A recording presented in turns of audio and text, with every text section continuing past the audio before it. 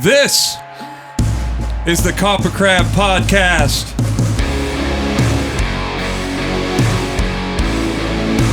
Oh shit, we got a motherfucking guest in the house. Oh shit, first guest.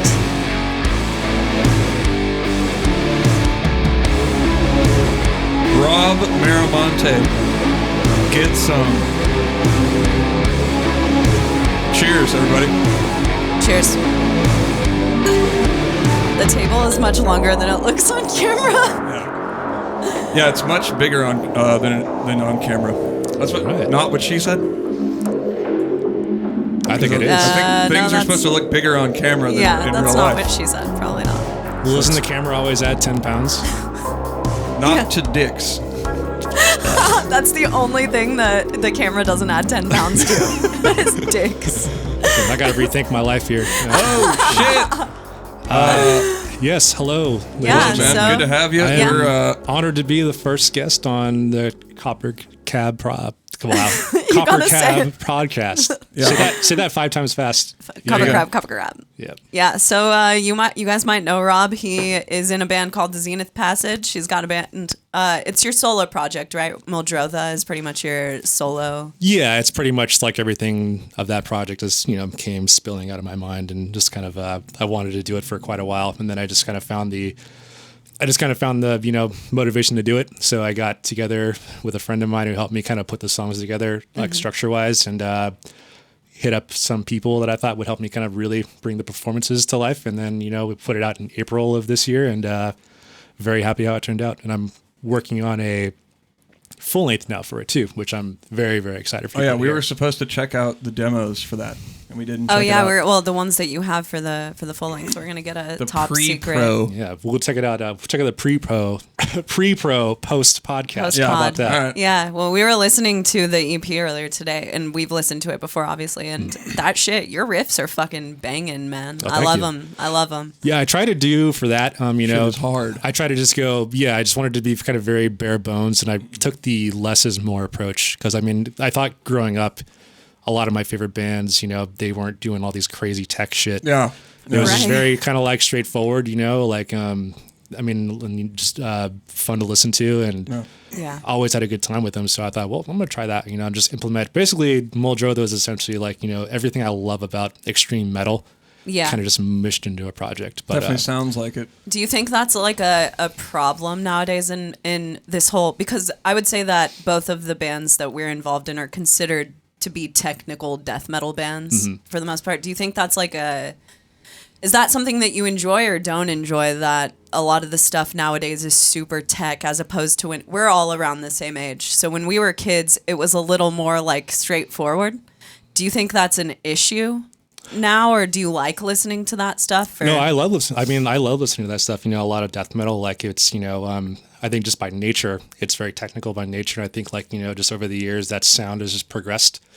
Being, I think Entheos, I feel, is just like kind of a natural progression of where, Animosity maybe kind of left off. Yeah. Yeah. A That's little the more first thing I thought. proggy, though. Or Yeah, whatever. yeah, totally. That's like, that's kind of the first thing me and a lot of people thought when I first saw you guys post that little, Facebook teaser from the Primal EP.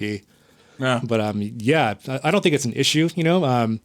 I think the only issue is that you kind of get stuck writing for that kind of style if you don't really want to branch out. So if you're a band, I think like Zenith Passage, I think there's, or any technical death metal band, it's hard to really kind of branch away and get away with it without people going huh? What are you doing? That is Yeah, true. yeah, It's like once you carve yourself into like such a corner with that type of shit, when you're approaching writing new stuff, you almost come to a point where it's like, okay, what do I do? Because if I get simpler now, people are going to dislike it, or it's just like a thought process that goes behind that shit. And I think a lot of the bands too, with bands like that, they have those styles of music. Like they really, I think a lot of bands are on the mindset of we got to have a game-changing record. Oh yeah. And that That's makes true. and that just I think it's great to have those goals, but I think it's also you're just putting so much stress and pressure on yourself to deliver something that you think is going to totally change people's perspective and minds of what your genre of music is. And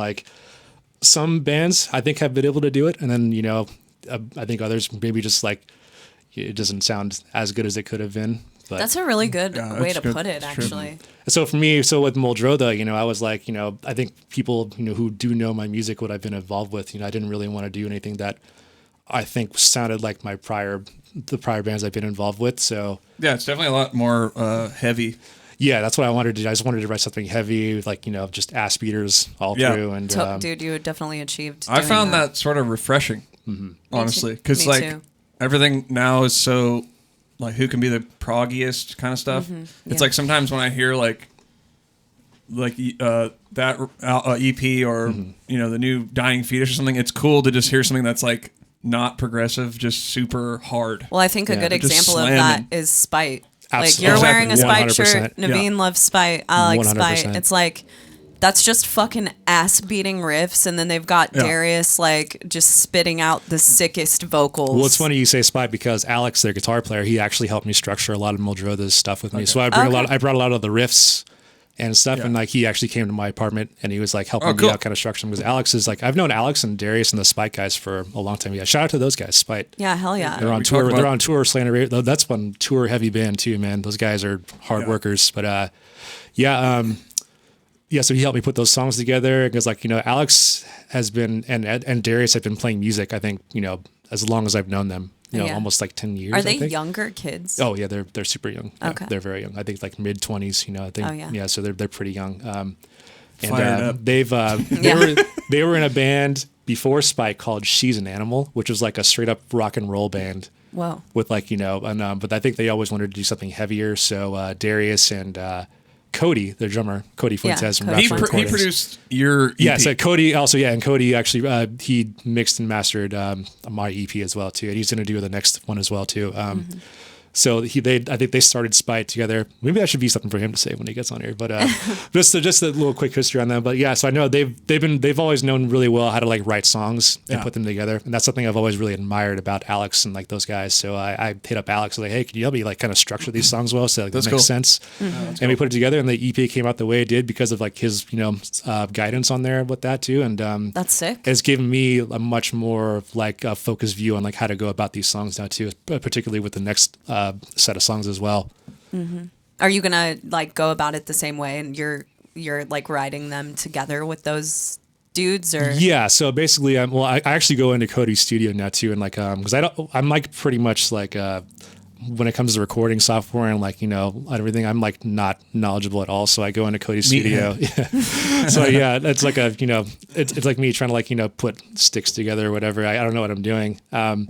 So I go to Cody's studio, and like he helps me map out a lot of the drums, and like he really helps me get the sound and like the direction I want out of everything too. So Where's his studio? Is it he's Fremont? he's in Hayward, California. Hayward, yeah, So he's in Hayward. Hayward. Yeah, and my time like working on that stuff with him has been nothing but great. Like everything we've done, like everything's come out exactly how I pictured it. So He seems super sick. he's fantastic, man. Cody's awesome. I mean, just We're trying to get him on the podcast. but I don't know when. yeah. I mean, if he does, it'll be a party for sure, man. Cody's like, one thing about Cody too is like he just picked up doing, this like recording and like engineering just all on his own. He just kind of just did it in his room, worked in his room, and built his way up to a studio that he has now. And I think he's like one of the best engineers out of the Bay Area for sure. Yeah, I would agree with that. I think he's working on that new Wolf King record right now. And I can't wait to hear that. Yeah, shit. which is Wolf King is a band that we've talked about on the podcast. We fucking love those guys. Who did their 100%. last album? I think Cody. It was did. Cody. Yeah, it was Cody. Yeah, he okay. did the first Yeah. one. Yeah. Yeah. Yeah. It's cool that he can do like a more, I guess, quote unquote, raw sound as well, because Wolf King's not like a super polished sounding band. Yeah, it's you know more of what I mean? a So- But I think that just fits their style too, just like Exactly, what they do. Like they're exactly. super Oh, raw, just like absolutely. super raw, dirty. It's like they gave me a lot of Black Breath vibes. Oh yeah. Yeah. When we were on tour with them, because they were talking about doing this new record, and I was like, if you guys could go to one person and do a record with that person, who would it be? And They said me. They were like Navene. They said they're like he won't Navene. do it. So 100%. No, Tim told me that they would ideally go to Kurt Ballou for their records, and that could see that. that Yeah. makes a ton of sense. So the raw that. Oh, thing yeah. works for them really well. Absolutely. Yeah, that band fucking rules. But so you're from those two bands. You've filled in for All Shall Perish for a while back in the day. So there was like a brief year I filled in for All Shall Perish, so that was really fucking cool. Well, you must have been really young when you did that too, because that had to have been like 10 years ago, right? Yeah, that was. I can't remember what age I was, but I was definitely younger when I did that though. That was a cool thing too, because that was like, All Shall Perish was a band I listened to every day in high school. Yeah, I loved that band. I jammed The Price of Existence and Hate, Malice, Revenge like every fucking day. Dude, Hate, Malice, Revenge was my shit back in the day. Totally. Dude, shout out to Zach for those 2 records, man. Yeah. Totally. Yeah. I remember them from way back in the day. I remember when they were called End of All. End of All, yeah. You remember that? Yeah, I remember that. Okay. Yeah. That's how I met them. Was it the same members? It had a different... I know they had the drummer and different vocalists. What's that guy's name? The Matt Kuykendall. Yeah. Oh, okay. And they had this different, the super metal guy on guitar. It was Kaysen, I think was his name. Yeah, he was super metal. I think he had like a deicide tattoo. Oh shit, pretty sure, that's fucking So super metal. we just called him the metal guy. That is dedication. And then Yeah. I think it was their old vocalist, Adam. I think that's was his name Adam? The guy on Hate, Malice, it was Craig. Craig. What's his name? Oh, his name's Craig. Craig, yeah. Why do I? Yeah, I remember I that. would go straight to Nate, but I'm thinking of Nate.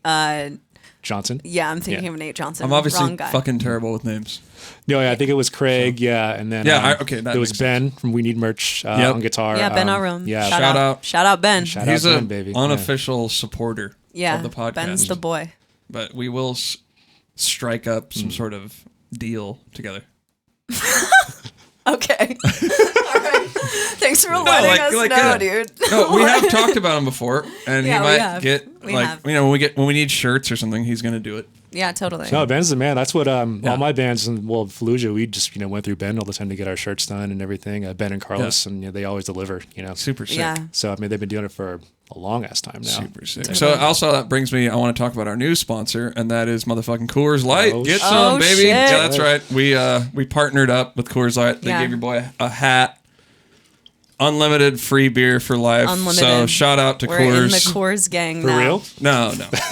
Rob, God damn Damn it. You just blew our fucking cover, man. No, when we first started the podcast. I kept it going. What are you talking about? I blew your cover. Keep it going. Yeah, really. Yeah. When we first started, I told Chaney, I was like, dude, if I just say that we're endorsed by Coors Light, eventually we'll get the Coors Light endorsement. And actually, Navene made this hat. That's a Navene embroidered hat. That's Made why it- it's so and I off-centered. wear it to craft beer places just to piss people off. No, everyone actually likes it.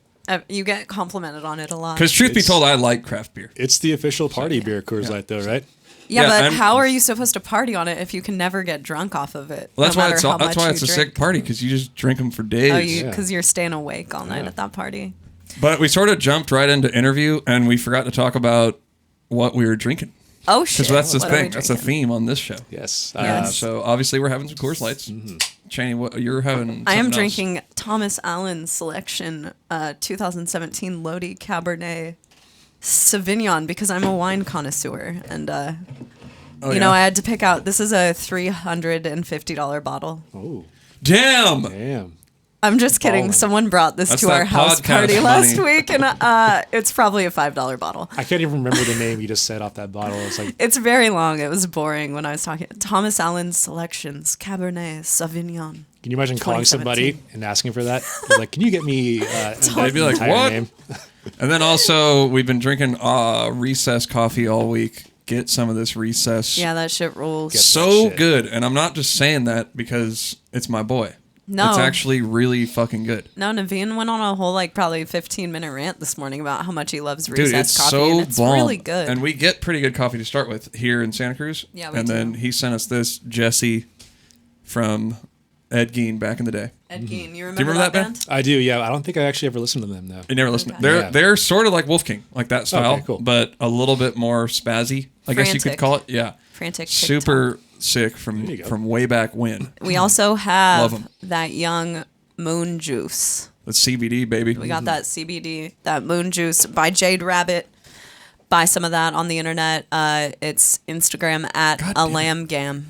I'm totally blowing it. Go check that shit out. Thing is, the camera angles, like I have them labeled as. Have you noticed that completely everyone's looking at the camera this whole episode? I always I've look at the noticed camera because that. Yeah, I know, I'm it's in very control of strange. this shit. I try to ignore the camera, because it adds 10 pounds except for one spot, right? So I'm going Except to for that look. dong. Yeah, That's right. except to yeah. the dick. Actually, Can you put your mic a little bit more towards your face? Sorry. There we go. There Yes. we go. Ooh. Yeah, so this is our first baby. guest ever, so it's definitely a learning experience. So thanks for being the Dude, the thank tryout, you for Rob. thank you for having me. Yeah, this is great. yeah. We live not very far from each other. Yeah. You know, so Yeah. made sense to like just come out here and do it. I was working close too, so I just popped right over after work. And what are you doing for work these days? For work, what I've been doing for the past couple years now, I work for my dad, who is a general contractor and carpenter. Yeah. So we remodel homes and make additions, and I've been doing that as my main line of work pretty much throughout the years. Yeah, similar Oh, to nice. me, in the construction sort of biz, I guess you could call it. Yeah, I mean, shout outs to dad or Shout out to dads, shout outs man. to Them dads out there dads, because dads are just giving everyone a job. Supporting. It's like I remember when I met your dad, Navene. I met your dad twice at the same Oh, at God. the same venue. not at the same show though. No, same show. Well, same show. Yeah, met him twice, same show, It was same venue. Holy Diver. I met him at. So I think yeah. Okay, yeah. first time he came out, saw you play Holy Diver. Then the second time I think was the Rivers tour. Okay, cool. Yeah, and I met him Oh, too. yeah. And what a swell guy. Yeah, he's pretty very- swell. he's a clean cut man. He comes to shows. Yeah, that's cool. He shows up. He's notorious. Sometimes he's the only people that it's him and his friends are the only people watching us. Like, were you Summer at Slaughter? Summer Slaughter last year when we played UC Theater? I don't think I was there. No. Okay, well, we played. It Well, was not you and everybody else was yeah. there. You can put yourself up there with the rest of the Bay Area. They were not there. So UC Lame. Theater is a fucking huge venue. No, I've been there. I've been there before. Yeah. Yeah. I know it's a cool venue. Yeah, it's a fucking great venue, but it was a Friday and we played at like 2:45 in the afternoon. Yeah, that's rough. And That's just gonna happen, Yeah. Mar- I mean, we knew that it would be like that. Yeah, we knew what we were sort getting of- That's that area in particular is like It's rough. it's impossible to find good parking. Oh god. Right. Especially for that venue because it's on such a busy street. So anytime I go to that venue, I thought I have to I'd go hours beforehand to find a decent parking spot because that's I can't. very true. It's horrible. And when it comes to time for bands to actually play, it's like I'm looking for parking for 30 minutes. True. It's like can't see you play tonight. I'm busy parking. For real. Yeah, we It's parked like ridiculous. down by the water. Like a Oh couple yeah, miles we away. couldn't even It park. was What do brutal. you guys think the best venue in the Bay is? in the Bay. Yeah, for that type of shit. Like, what would be a better venue? For parking or just in general? Just Like, in general, like all things considered. I have a very long long history of loving the DNA Lounge. Yeah, I was gonna say I that. love the DNA. I've seen so many incredible shows there, upstairs and downstairs. I've never seen an actual show upstairs, but Entheos has only played one show there, and it was with Black Dahlia Murder. See, so I it was missed that show. obvious- I missed that show. And I was going to it Dude. too, and I missed it. That show was That- fucking It crazy. was so sick. That like, was a stacked fucking line. Yeah, It was That was a good stacked. It sold out. It was our first Bay Area show Yeah. ever that we, and we're from the Bay. So, Wait, so was that tour? I think it was you. Dahlia headlining. It was you guys, Goat Horror, and Yeah. Iron Reagan. Iron Yeah. Reagan and Artificial Brain was That is opening. a fucking sick tour, right Dude, there. it was one of the RDB. sickest tours we've done. Yeah, I love Goat Horror too. Like over the years, that's been one band that I've really loved to grown to Oh, yeah. appreciate too. I love and seeing you guys in that tour package. I was like, oh, I can't believe I missed Oh, it. dude. Because I mean- fucking dude, BDM, Black Dahlia Murder, and Trevor, those guys are so sick. Kareem dude. too. Kareem from Night Shift. He now has Night Shift merch. Kareem, I think, is a reason why we were on that tour Yeah, as well. and so. they just like handpicked the most sick tours. Yeah, because it was always. the indie merch 10-year tour, and Oh, Kareem was sick. working for. Right. But dude, as far as Goat Horror, like the band is sick, but like as people, Dude. those are fucking rock stars. Like Sammy from Goat Horror is a fucking rock, like You old school rock do not star. get any cooler than Dude. or old school than Sammy. Yeah. Dude, there was a kid, because I was selling merch for Entheos on that tour, and a kid came up to the merch table and was begging their merch guy to get Sammy to sign like a CD. And so the merch guy went backstage, got Sammy to sign the CD, and when it came back, Sammy had written, "Fuck off, you stupid little kid."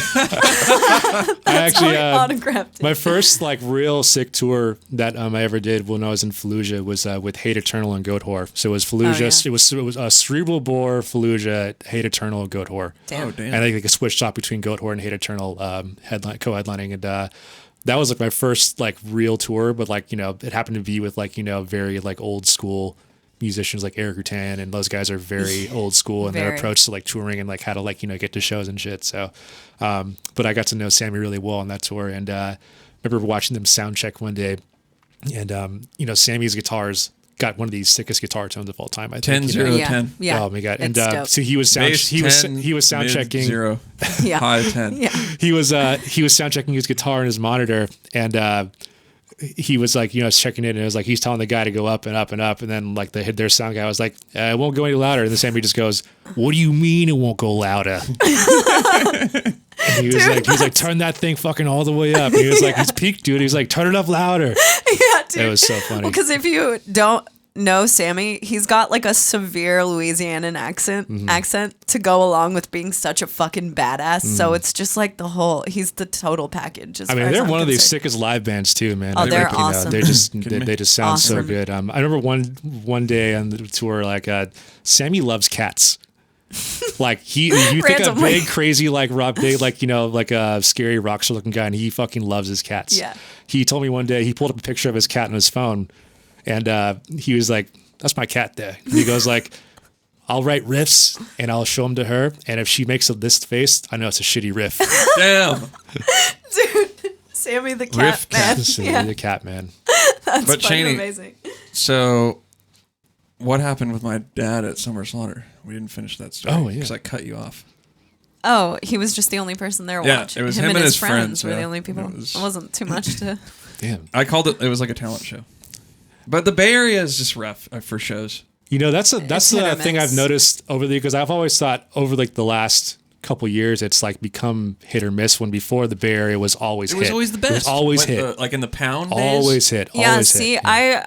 because I was an outsider. I'm from Iowa. I was like looking in, and when I was a kid, there were all of these bands coming out of the Bay. I mean, All Shall Perish, Animosity, Mm-hmm. Light, This City, fucking a million other bands were coming out of here, and this was like where, because deathcore as we know it now began Mm-hmm. It was, in the Bay. Being in gestation. Yeah, so that was happening as I was a kid and really getting into metal. So all of the bands I was obsessing over were from the fucking Bay Area. Yep. So back in the day, it was just like the booming capital of metal. It was cool like to be here while that was going on too. Like bet. well, like when I was like Animosity was another band I listened to.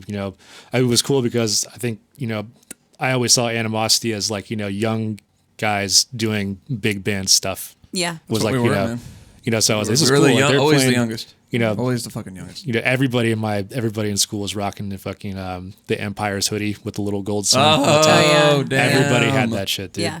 I got it too also, and I was part of the crew then. Yeah, I mean Animosity that crew. made its way all the way to Iowa. Everyone had that. Or then Despised Icon came out Yep. with a gold foil hoodie right after that, and Those gold bands foil had was the the merch. shit. Yeah, those bands they killed on the merch, man. Oh yeah, that's Animosity was first with the gold foil, though. Yeah. They stole it from you. Yeah. If you Yeah. got gold foil on your shit, you copied us. Mine faded unfortunately, and I lost that hoodie, and Yeah. I'm very bummed The about thing it. is, they didn't last long. Oh, they didn't. Yeah, well, Leo, the vocalist of Animosity, did that reprint on Animal hoodies a few years ago, and I was like, dude, I he would have bought made. one. Yeah. You have one. He would my have work made. hoodie. He would have Damn. made so much more money if it would have been a gold foil reprint, because that was such like an of the times thing. Totally. It became so popular to have gold foil or multicolored foil. Usually after I that. never jump at merch when bands announce it, but like when I saw that, I bought it like the second it was ready to go up for Yeah. I was like, I need one of these now. That's sick. Yeah. Yeah. I was trying to think of it. When did we meet?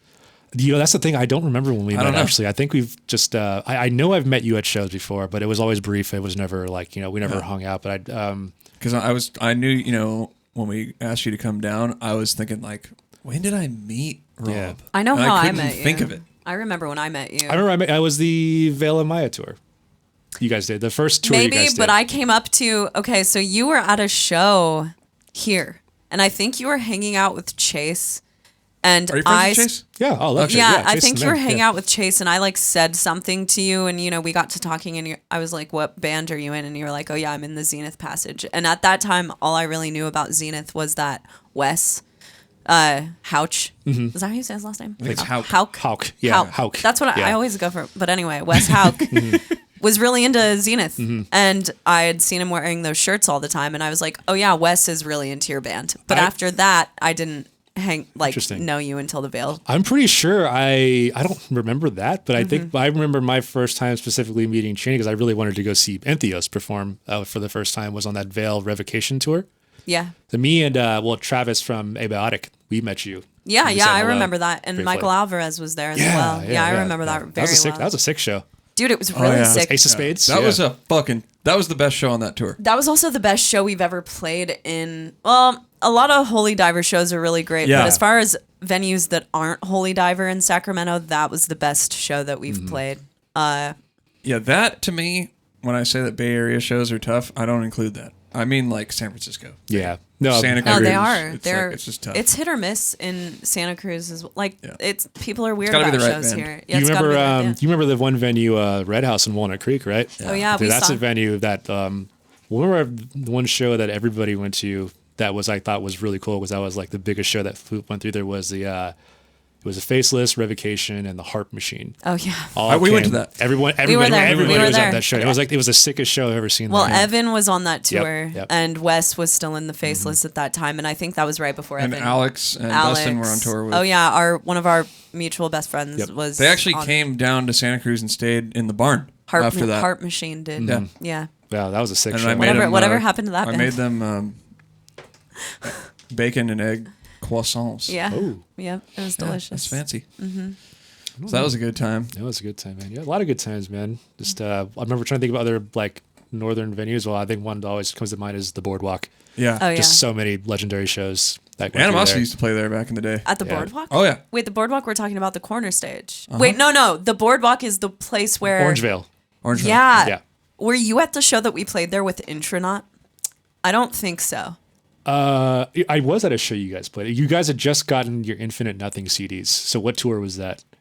Like you just got the I physical think that copies. was Contortionist. Maybe. Yeah, that's what that was. Did that go Okay, there? so yeah. But the tour after that, we did a show at the Boardwalk in Sacramento or Orangevale with Intronaut, and the roof was falling in. Oh, sick. So they took the barricade and put it, no joke, 50 feet away from the stage, so no one could pass the barricade, and we were just playing on the stage 50 feet away from all these people. That's a good idea. One of the weirdest shows I've ever played. That was the Boardwalk? That was the Boardwalk. That's crazy. It Yeah. was really weird.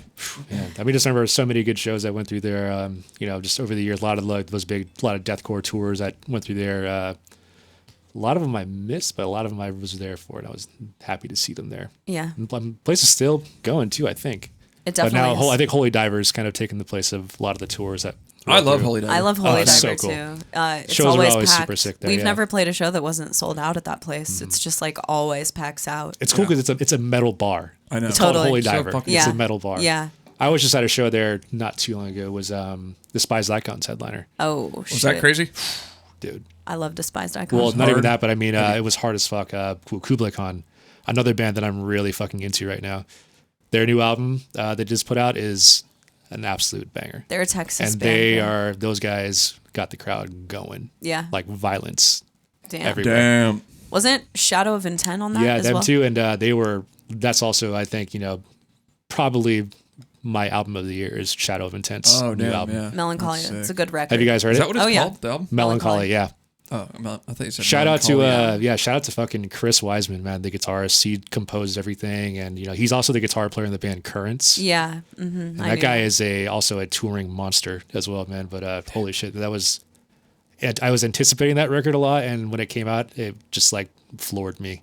Yeah, it's a good record, and I think that as far as being an independent band Yes. in today's scene, They Shadow are of Intent has done a fantastic Full DIY, job. and they are like their numbers are awesome. Yeah, I mean, the way they're to just do it. they're just killing it, way man. to yeah, do they've it. done a fantastic job. That's a good model. Like just to proof that follow. you can see, like your band can do really well if you really like just push to it and stick to it, and Yeah.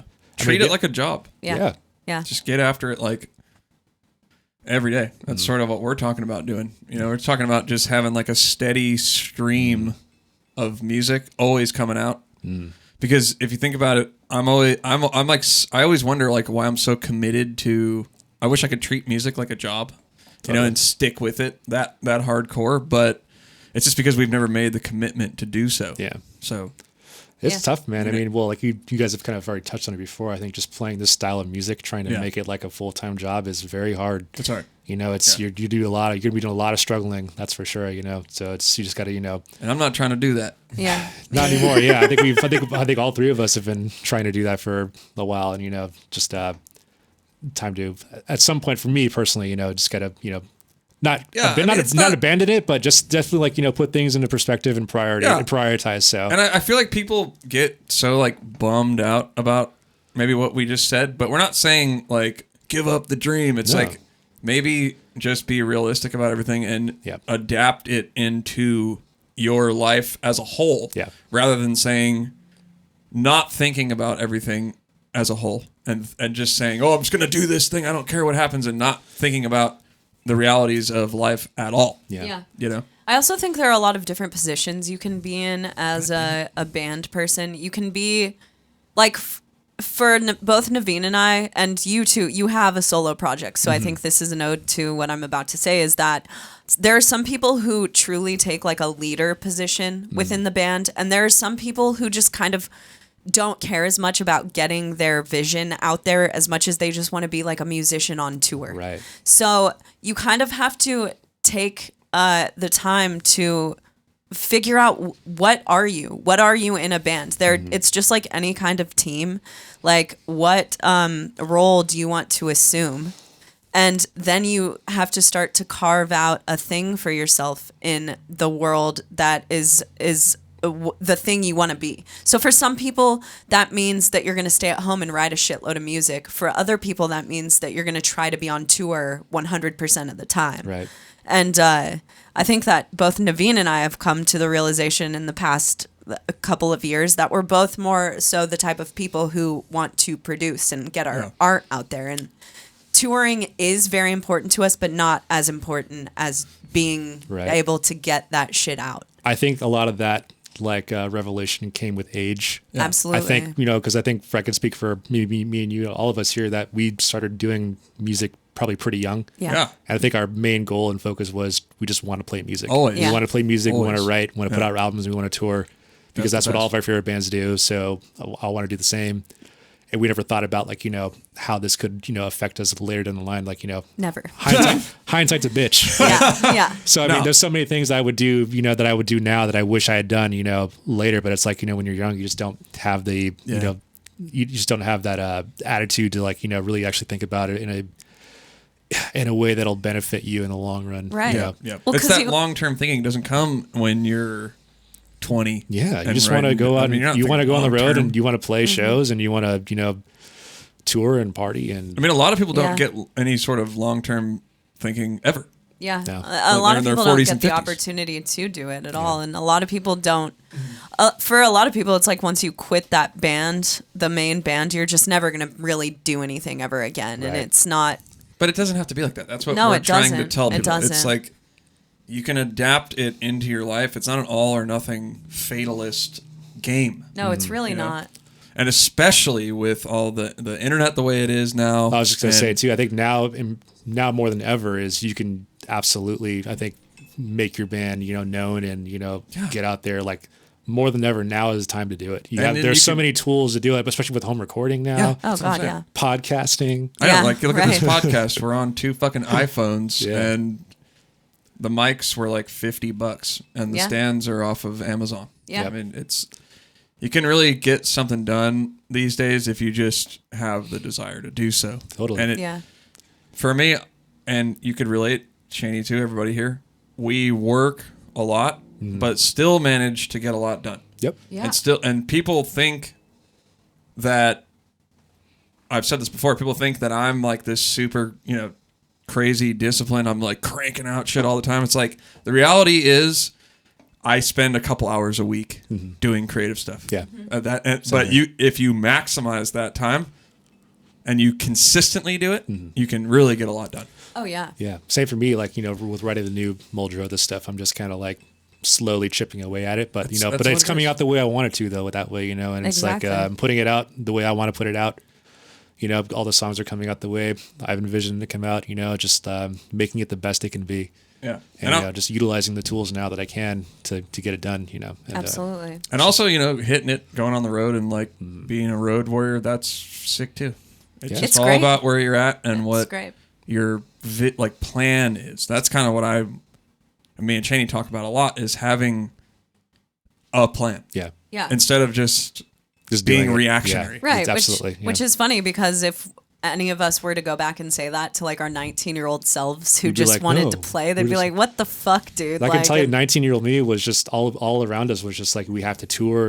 Me too. That's like Me the way too. to get your band known, and the best way for your band to get out there is to tour relentlessly. And I think that was like the main model for a lot of younger bands to really kind of get going. Absolutely. That was like, it's crazy how much it's changed in this whole digital world, because when we were kids, we may have, it may be the case that we were the last era of like metal people who really like had to hit the road that hard when we were kids to get our names out there, because now that's just not a thing. Yeah. Now there are people who have like a couple million plays on YouTube or whatever, who I've personally seen in real life not really draw very many people. It's that's the, I think there's one of the many like ups and downs of like kind of like the internet stardom. Yeah. Like I see your fed like you can, I think the convenience of having the internet makes it so you don't maybe have to go out to shows, I guess. Yeah. It's so to speak, true. It's really hard to gauge. I think it's true. Yeah. What is like actually transferable from internet to what's going to actually get people to come. And if we knew what the answer was to that, then we'd be super rich. Yeah, we'd all be in huge, gigantic, and selling out shows all the 100%. time. And Everyone's trying to figure that out. Yeah. everyone. There's still bands that kill it really well on the road and draw good crowds for Oh, sure. dude, I of think course. Totally. I think going to shows like seeing live shows is still like the ultimate form of entertainment. Yeah. Though. Yeah. Like I mean, nothing beats a good live show. And I don't think that's ever going to go away. Seeing like I remember when I saw Opeth for the first time live, it was a cathartic experience. Oh, dude. They played an entire their last half of the set. It was an entirely acoustic set, and it was at the Warfield in San Francisco, and it was just like I don't think I'd seen anything quite like it. Damn. And I was just like, this should not end. Do you think that a part of that is because a band like Opeth only comes to the States within a place that you could see them like once every 3 years? Do you think that the oversaturation of metal bands is like a thing? I think that, and I think also Opeth is a band that's got legacy behind them. And Yeah. I think nowadays more than ever, nostalgia hits hard with a lot of people. Yeah. And so with Opeth, comes a lot of nostalgia for people that grew up with Opeth too. So, and like you said, they come maybe, once or twice a year to the States. So everybody's going to probably want to go see it. Yeah. Because everybody, what's the one thing they always want to hear? Mikhail, is that how you say it, his first name? Yeah. Michael, they want to hear him do the growls. Oh, yeah. The growls. The growls. They want to hear him do the growls potentially, But Totally. I think bands that had the legacy behind them will probably have that fan base and crowds that go to the show. Yeah, to see them, regardless, it would definitely work. It is something that I've thought about, because there were like 2 or 3 years of Venthios where we just like were on every single tour nonstop, and it's like I have to wonder, like, does it hurt the draw of a new band who doesn't necessarily have that like legacy thing behind them to just be on every tour all the time, and then people start to expect that they can just see you whenever they want, and Right. it's not as big of a deal to go to a show of yours. It's a slippery slope with bands on like support tours. It's like, you see these support tours and you go like, oh fuck yeah, I want to be on that tour with these bands. Like their course. crowds they pull, we can be playing in front of their crowds every night. But then you realize, well, how much of their crowd is actually there to see them and not us. But it's like, you don't want to miss out the opportunity to Or get there at all. Yeah. I mean, Yeah. the difference between playing first and second is It's so immense. different. It's Yeah. so It's different. immense. Yeah. Just and the politics of lineups and tours is also just really messy. And, there's so many bands around like, why is that band playing before that or before that band, but Yeah. that's a whole other podcast. Huh? And people always say Politics. that to you, right? Like when you're on the tour, which is always weird to me. Like, Yeah. you guys should be headlining. It's like, dude, you don't know anything. Yeah, you about don't- it. What are you talking You about? don't know about numbers. there are so many, that's cool that, your fans of your band see you that way, that you should be like, in this higher spot. But I think a lot of, the general fan doesn't really understand how the business and like, those tours and like lineups work, like I mean, what tour would, I'm trying to think of like, a tour, or like, say if we're on tour with like, Fetus and we're playing opening and someone's like, you guys should be headlining. It's like, no, we shouldn't. No, we Yeah, shouldn't. it's like, No, we definitely shouldn't. not. Definitely not. Do you know anything about Dying Fetus Yeah. or like, that band draws really well too still, man. Fetus pulls I know. on a lot of dude, people still. Fetus is fucking murdering. They And kill it. that's something I can't believe because Yeah. Fetus has always been one of my favorite bands They're since so I was like sick. Yeah. Yeah, they're 18 or something, They got me into like really into death metal because I liked hardcore. Yeah, I think them and Despised Icon really blended the death metal and hardcore really Yeah. well. I think Fetus in particular because they're like a more old school kind of sound with Yeah. it too. But I mean, Fetus just like got that hard hitting, ass beating shit with their just crazy fucking death metal in between. Yeah. drums Well, it made super it. It kind of goes back to what you were talking about earlier because for me, I was always into more of the stuff that you're talking about. The more like it's not necessarily straightforward, but I'm not into. Ever since I like stopped listening to shit like Origin and Brain Drill, which isn't necessarily what my go-to anymore, but I did listen to that when I was a kid. Right. Like I'm not into super notey shit. I'm not. That's just not my thing. So bands like Fetus and Despised Icon, that's just bread and butter for me. Or like Martyr AD is one of my favorite bands. Yeah, it's like I man. like that type of shit. That's like super ass beating, straightforward, and those are great bands at doing that shit. So. Just less is more, everybody. Less is more. yeah. Yeah, For that's me. true. Maybe we're getting old though.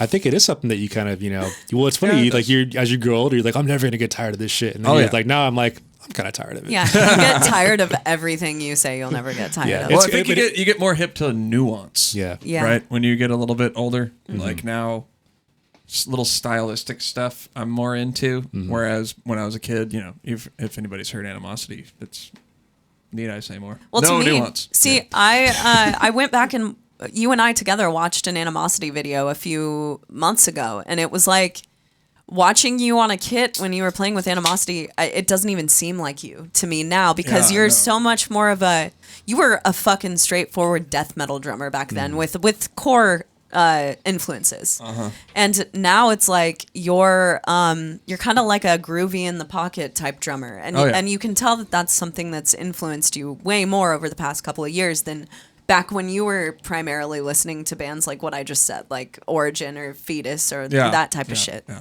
I was telling Shana the other day, the first time I saw, when I was, before YouTube was really a thing, Google Video. Like if you went on Google's site and looked under videos before they were bought up by YouTube, or I guess before they bought YouTube, people would upload stuff to Google. And there was like I a don't video. remember that at all. It only lasted for like maybe 2 years before YouTube became a thing. But there were so many live Animosity videos. Really? Oh, they're gone now, which sucks because there were so man. many live shows that I would watch on Google Video. What? Wow. And so I saw I'm trying to get like paid a full for that. I saw a full like set list of like an Animosity show from like 2006. Whoa. Who's the fucking? What are they doing on a flip Yeah, I video? was wondering on who was taking this is that. what they had like it was a video recorder or something, but it sounded great. I think it was like What? at the pound or something, Whoa. That's nuts. It's a shame that's not a video That anymore. was Google had so many live videos of like bands, like people that just uploaded to it, and then they bought YouTube, and YouTube became integrated with Google, and then like that's what, but those videos and like but before that though, I saw the Black Page video. Oh yeah. Really? Yeah, through all that. See, too. at that time, I was so internet illiterate. Like I just because it wasn't didn't care. It wasn't as a crazy thing. I think MySpace is probably the biggest thing. I think really for those even bands. on Oh, dude, MySpace, totally. I wasn't all there. I was kind of like, yeah, that's cool, I guess, whatever. Yeah, I mean, social media I think really hadn't hit hard until I think Facebook came around. Yeah. Yeah. I mean, MySpace was like kind of like the cool thing to do. I felt then like social Yeah. media became a thing when Facebook really hit. Well, like parents, I don't really remember any parents being on MySpace or anyone No. outside of like just the kids and like the scene, you know? No, well, you had goofy ass fucking MySpace. My MySpace name was DJ Seafood, I think, for the longest time. I switched from DJ Seafood to Robtimus Prime. DJ Seafood. I like Optimus Prime. That's pretty Robtimus Prime was funny. Hey, but yeah. MySpace led to me finding out about so many fucking sick so bands, many bands, man. so many Yeah. bands. I mean, that's the cool thing about MySpace was like there were so many just they just opened up the door to all these bands all over the place. Dude, that's how I found out about Serious Mo. Oh, really? Well, you know what I would do is like, all the bands I liked had a bunch of other bands that I may be into on their top 8. So it's like All Shall Perish, for instance, I think Right. had like Animosity and whoever else on their top 8. Or I'm pretty sure that's where I discovered all those bands, All Shall Perish, Animosity, like Through the Eyes of the Dead, Despised Through Icon. the Eyes of the Dead, loved that band. Well, it's cool when I got into all that too. Actually, I think the first time I actually saw Animosity play was it was Bleeding Through, Unearthed, Terror, Through the Eyes of the Dead, Animosity at the Fillmore. Dude, when we got on that tour, it was like a thing. Like, yeah, you guys made it, man. So did you make it after that tour? No. What was the deal? No. That tour. Really? No, we didn't make it after that time. But we were stoked. It was a big tour. Yeah. It was like, it's going to House of Blues, man. Because at that time, metal bands didn't do that. Yeah. Like that now was it's cool. normal, you know? Now it's very normalized. Yeah. I don't, a lot of like young kids nowadays probably don't even know that metal used to be even more unpopular than it is now. Yeah. Like when we were all getting into metal, super niche. Yep. There was no one, it like did not go to big places. It was strictly at small like bars, and you could barely call the type of places that metal shows would go venues. That wasn't really what they were. That's a grandiose term. Yeah. Venue is like, it was a bar. I think the only bands I saw do like big shows, like theater shows or club shows, was like, the big like Lamb of God, Killswitch. Like, Oh, right. Yeah. Well, that's when I was growing up. Like my first concert ever, I remember to this day, was December 14th, 2004. I was Whoa. That's amazing. I was 14 years old. It was Slayer, Killswitch Engage, and Mastodon. And Killswitch had just that year dropped End of Heartache. Oh, fuck. And so I had only heard that song, End of Heartache. I didn't know really about Alive or Just Breathing or the album prior to that one. Yeah.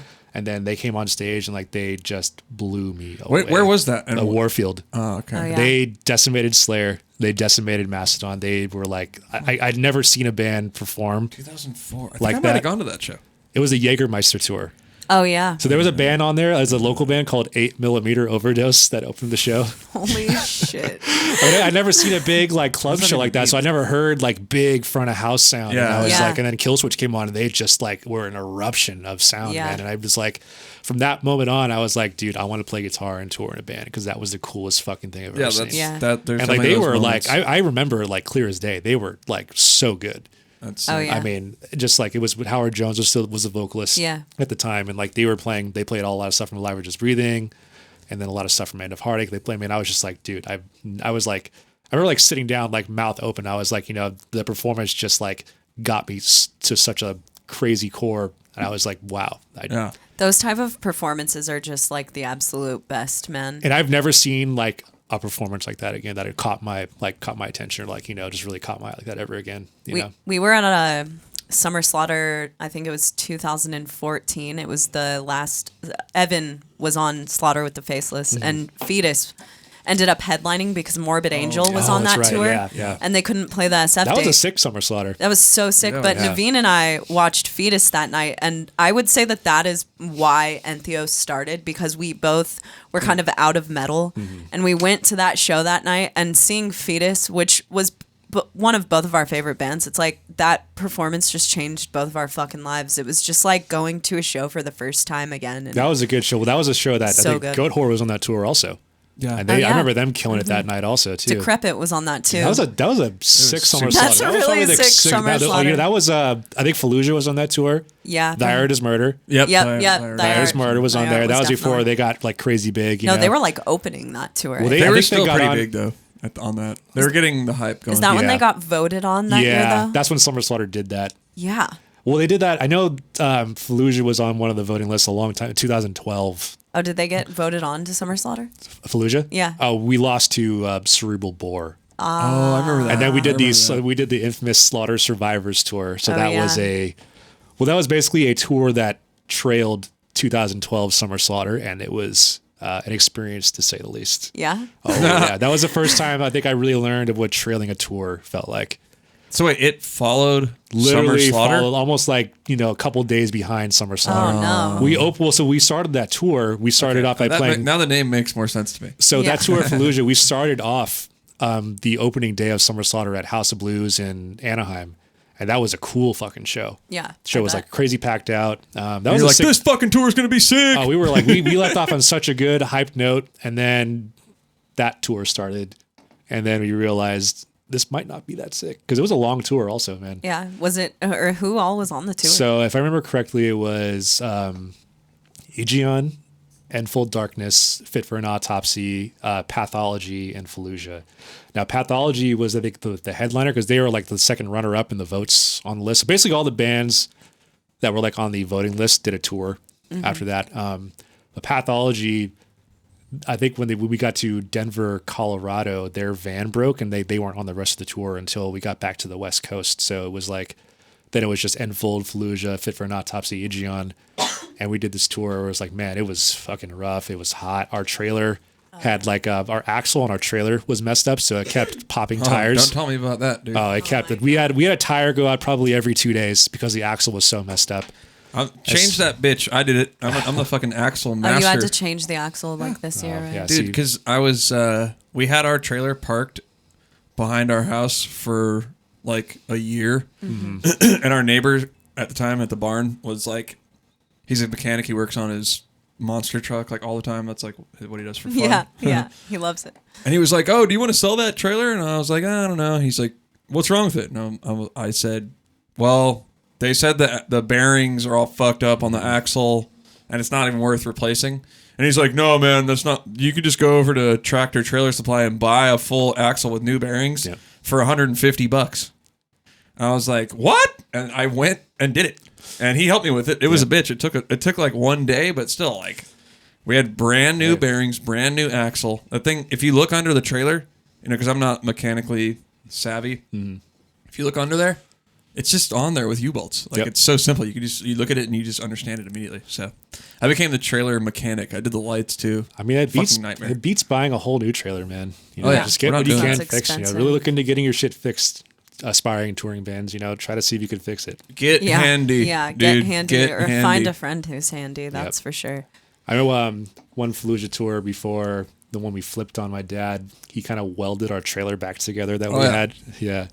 Or if you have a handy dad. Yeah. Wait, so you were in the band when that Fallujah wreck happened? Oh, yeah. So is that... Damn. Because we were on tour with Riley. So Riley Mcshane was also in the band at that time with you? So he was filling in for Alex at the time. Alex couldn't go on this tour for like a couple of days. I think he was doing school at the time, so he couldn't go. So we got Riley Mcshane. I knew Riley from, I think, Continuum. I think he was in Continuum at the time. What about... It was Son, or it was Sons. No, yeah, it was Son of Aurelius is what he was in, I think, at the time. He was the new vocalist. Yeah. That's like was that his first band? That's how I know him, his son. That's son when I first met him. Because he used to live here. He used to live in Sanders. Yeah, so I hit him up and I said, "Hey, we got this tour coming up. Like, you're close by. I think it'd be cool." So he agreed to it, and he was like, we had a pretty good time. And then we were driving from Salt Lake City. The venue that we played in Salt Lake, where it was super cold. Yeah, what was the name of that venue? I was trying to think of it. I forget what it's called. But the fucking the stage. Is it that little compound place? It's that corner stage. Yeah. That kind of corner stage thing. Does it seem like it's European? It's not like the underground.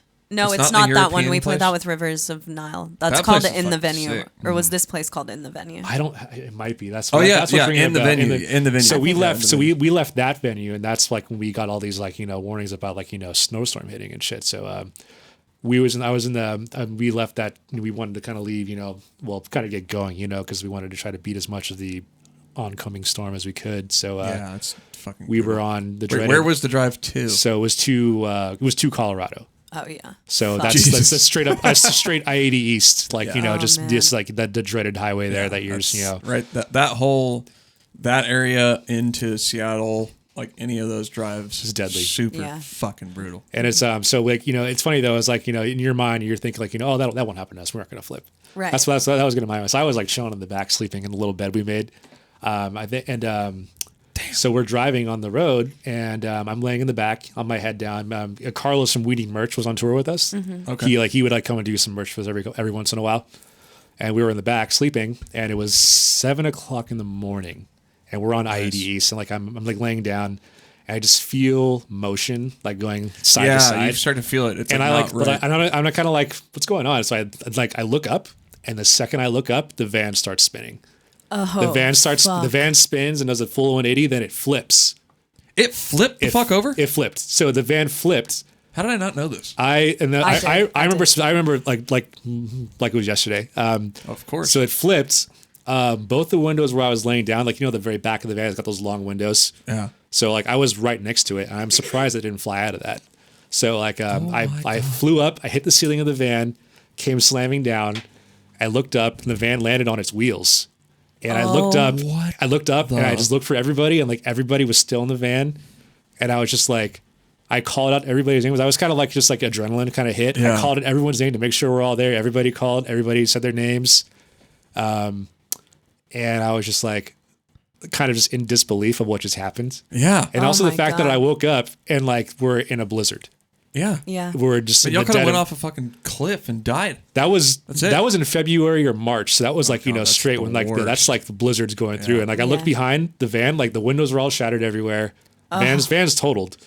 And I looked behind our trailer that my dad welded together. It fell apart like a cardboard box. Yeah. All the gear is everywhere. Oh my. And I'm just like. Did any other cars like get involved and hit the gear? Oh no. And so stuff? I don't know. We were going, from what I understand, we were going like 30 miles an hour. And we still. Well, that's fortunate. At least you didn't have a heavy-footed driver. Well, I think we heard like ahead of us, like 15 miles ahead of us, another car had flipped or something too. So like the roads were really bad that day.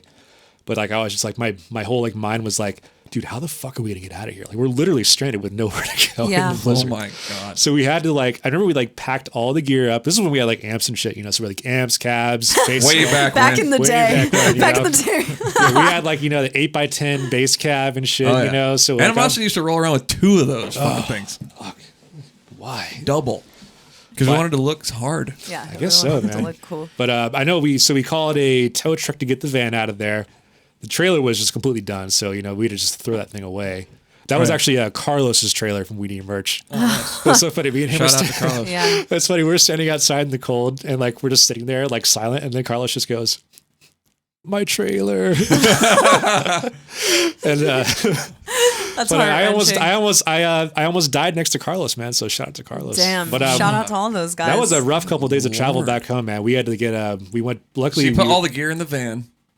Well, we called I think we had a relative of Scott's, like a lead guitarist for Fallujah. He lived close by. Like, fortunately, somehow he lived close by. So he had a cargo van like those, but like, no windows, just like cargo van. Happened to just be in He just happened to be like close by. And he came, he grabbed us all the gear, and he took us to a hotel that was like, we had just passed like a small little town or something, I guess. I didn't know that was like, 20 miles behind us. So we just kind of went back there and we told the hotel what happened, and they were really cool, and they gave us like half off of a room. That's cool. And everything. Yeah. We had Did to stay you guys there. go to Olive Garden? They could have given you full off, like considering what happened. But I'm assuming half off is okay. I'm assuming that's probably a common occurrence around that time of year. Oh yeah, like, true. You're like, God damn it, another. How many times did the van flip? Because that's going to determine the amount of discount. I should have told him we flipped like 3 times. 25% per flip. Yeah, but it's crazy though, man. That was one of the craziest things that happened on the road, man. Was just that van, because I was like, that's one thing I never thought would happen. Those are just never,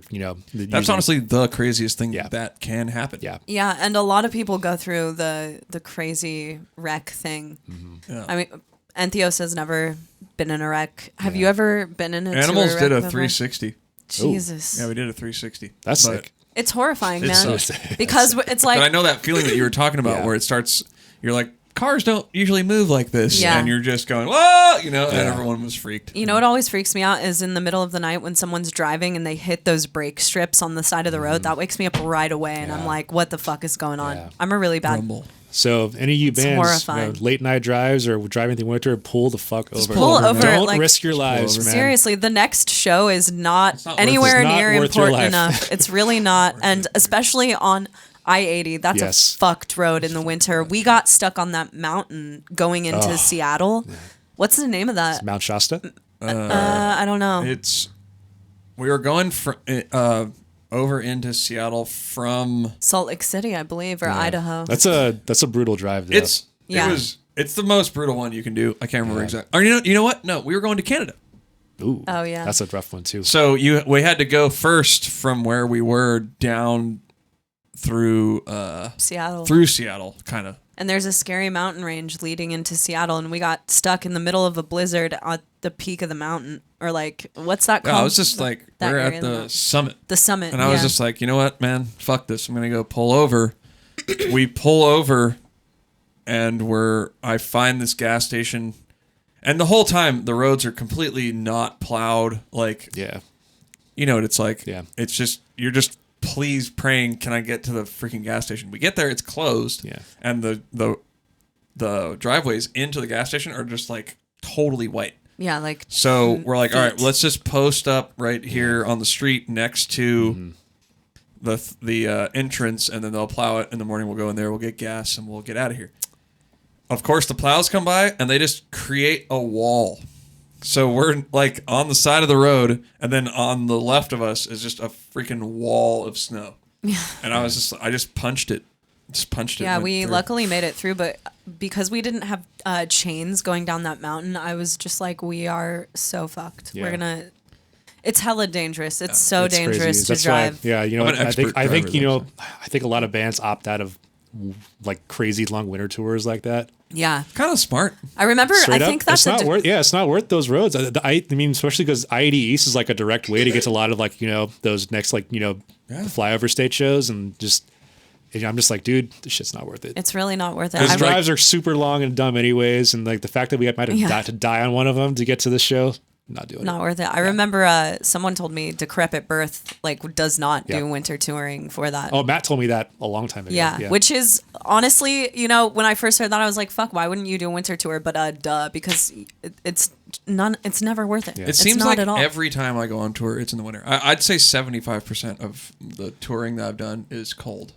Yeah, well, It's a just lot weird. I of don't know during why. the summer, I think until recently, it's like only festivals were Mm-hmm. happening in the summer. Now I think people are going out and actually booking summer tours a little more than before. Right. So There's not as but many though. It's No, That's kind of a bummer, because man. it's like March yeah. is still kind of cold. Yeah.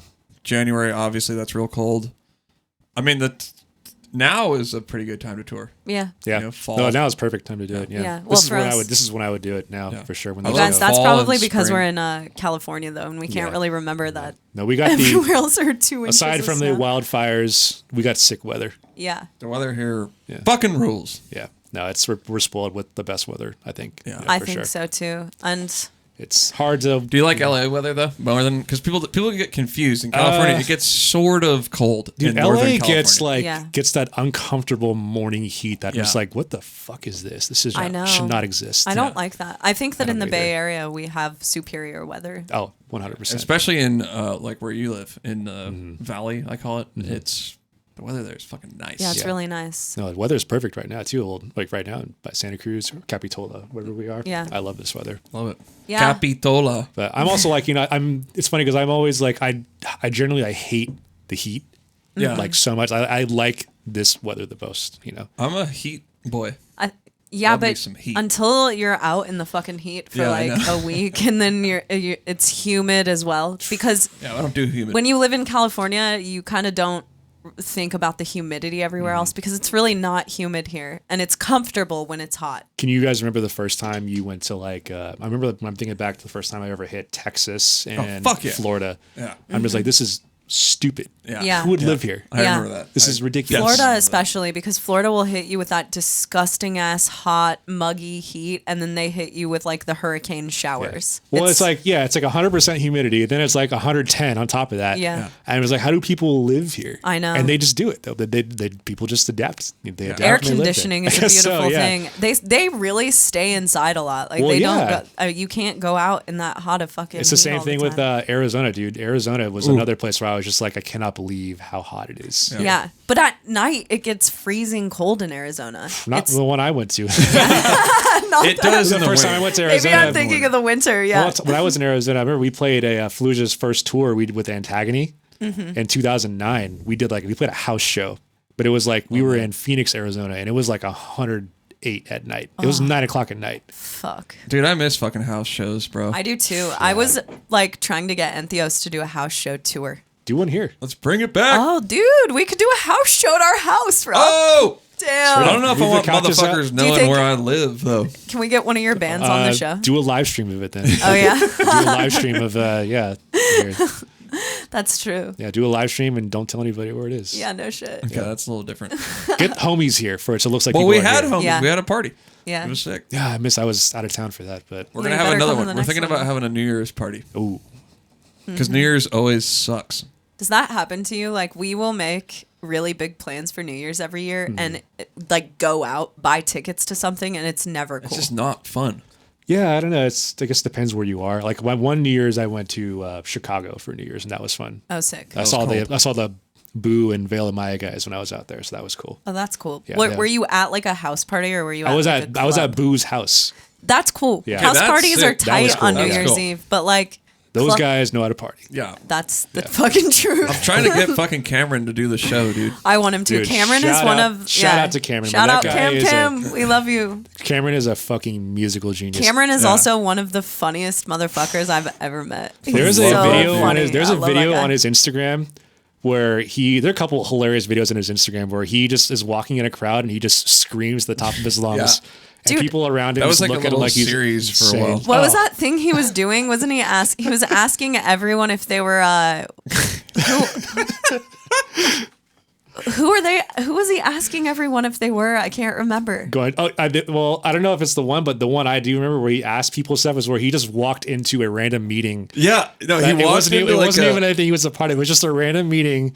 And Like, Like at a a Hilton. like a It was at, business yeah. meeting? yes. Like, What you know did how he they have, do? they have Just like walked in meetings there. at like a Hilton or something. Yeah. He just walked in and was like, "Hey, what's going on, everybody?" Like with his phone, and Are you it was like so fucking funny, dude. That is amazing, dude. Yeah, dude is out of his mind, but he's fucking just so cool, like creatively. Like a lot of like, stuff I he know. writes, is just So like fucking cool. on another level, man. All of I love those all the- Born of Osiris guys are fantastic. They yeah. they did that Summer Slaughter that we did, and they would host tiki parties every Tuesday. Yeah, it was Tiki so Tuesday. fun. It was so fun. I thought that was such a brilliant idea because you're on tours a lot and like you do get to hang out with each other, but in America, most of the time we're traveling separately. So it's really cool to like have a get together once a week where everyone's just forced to hang out. Yeah, they put I up like little that. lanterns, and they would order pizzas and have everybody wear Aloha shirts and have it's mixed just so drinks fun, dude. and That's all I think the So best takeaway from tours is the people you meet. Dude, I say it all the time. And Say it all the time. the relationships that you keep throughout It's the the years. best thing. Absolutely. It is Some of the my number fix- one best thing. Some of my favorite people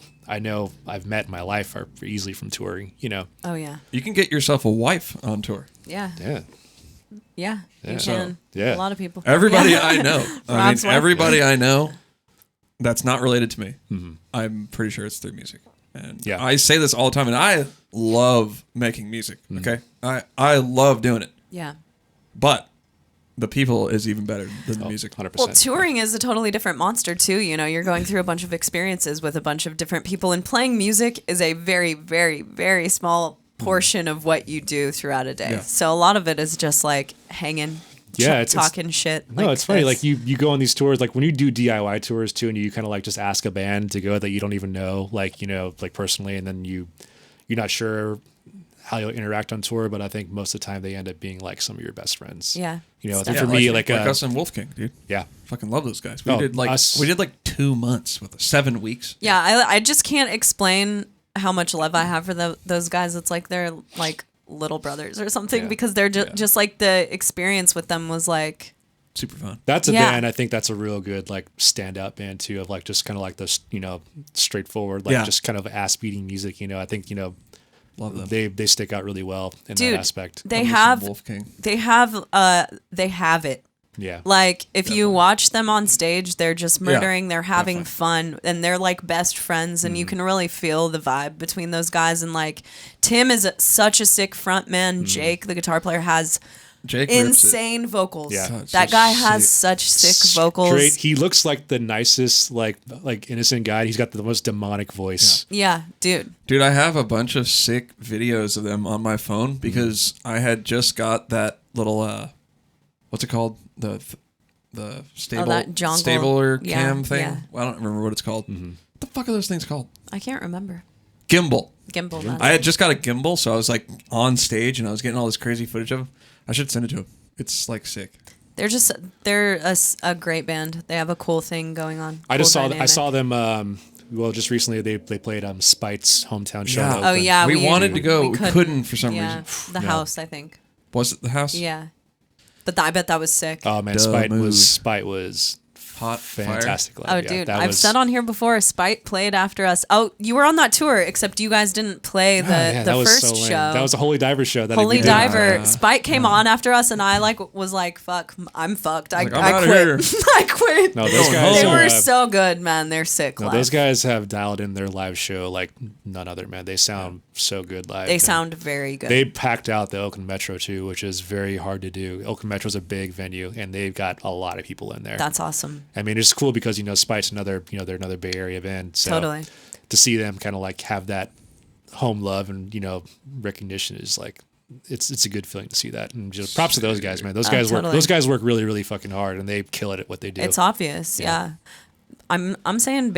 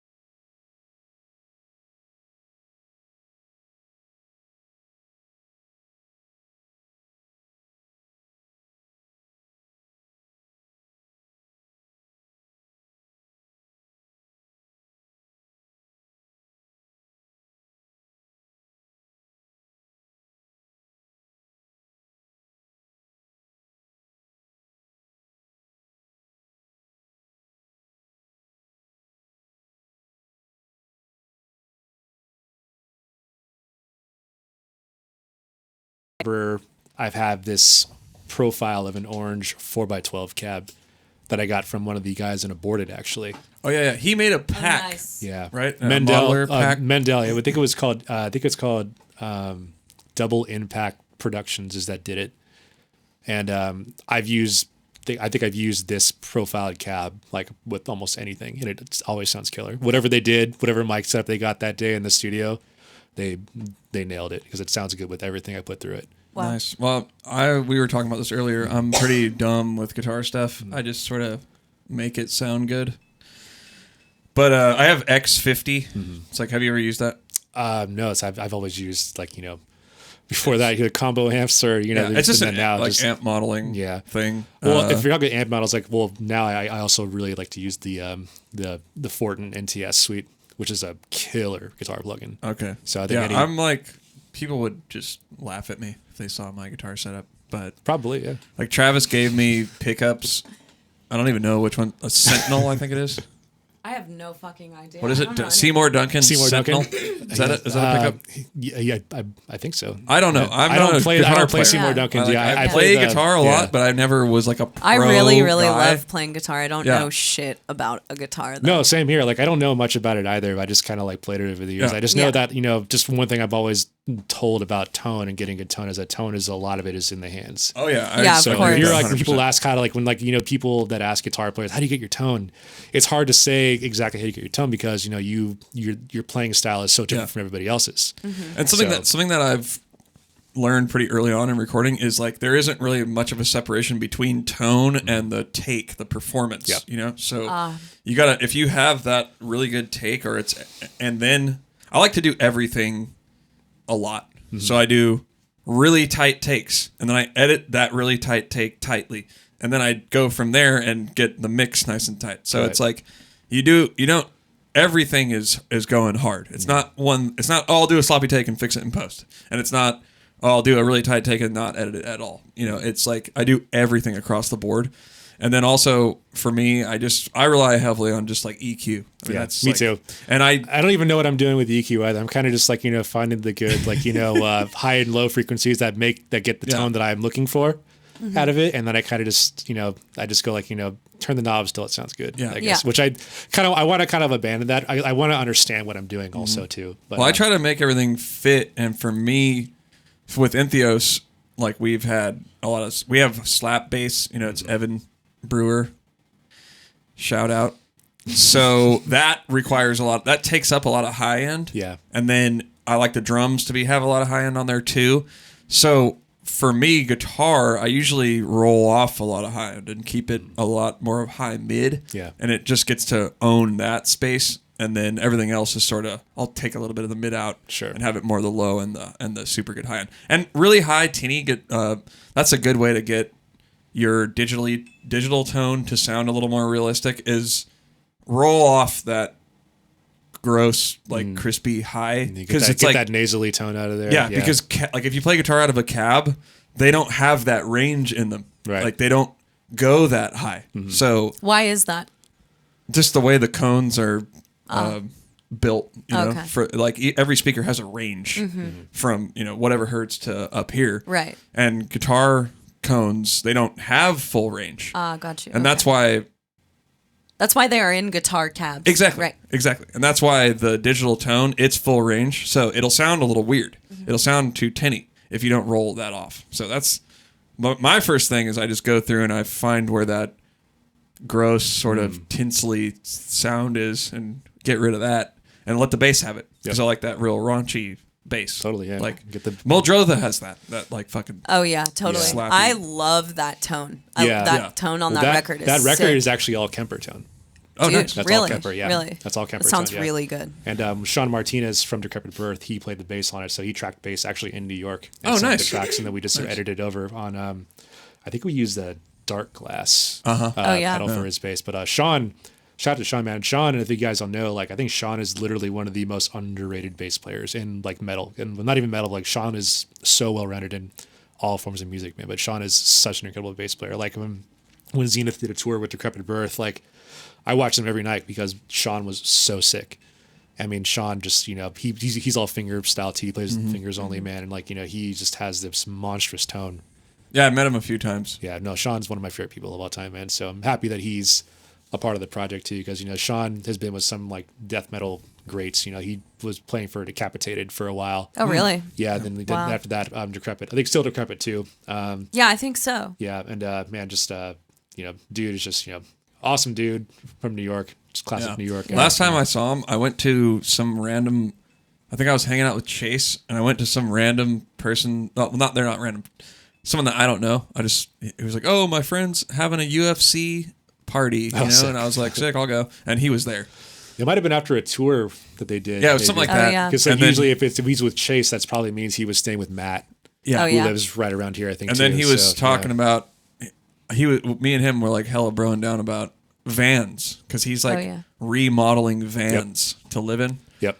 So. Oh shit! Really? Yeah. That's very cool. Yeah, I'm really into that culture. Yeah, he's told me about that for a while. That he's trying to reform this van so he can like take it on the road and shit, and like basically kind of live in this van. Oh, Shane and I are that's gonna do that awesome. one There's day. a huge like culture for that. I follow a ton of pages like that on Instagram, and the shit that they're doing with these vans that are just like a tour, 18 passenger or whatever. It's So sick. They're sick, insane. Yeah. So sick. Yeah, But they're great. speaking, because I've been wanting to bring up Axis Mundi, the last Decrepit Birth album, for a while.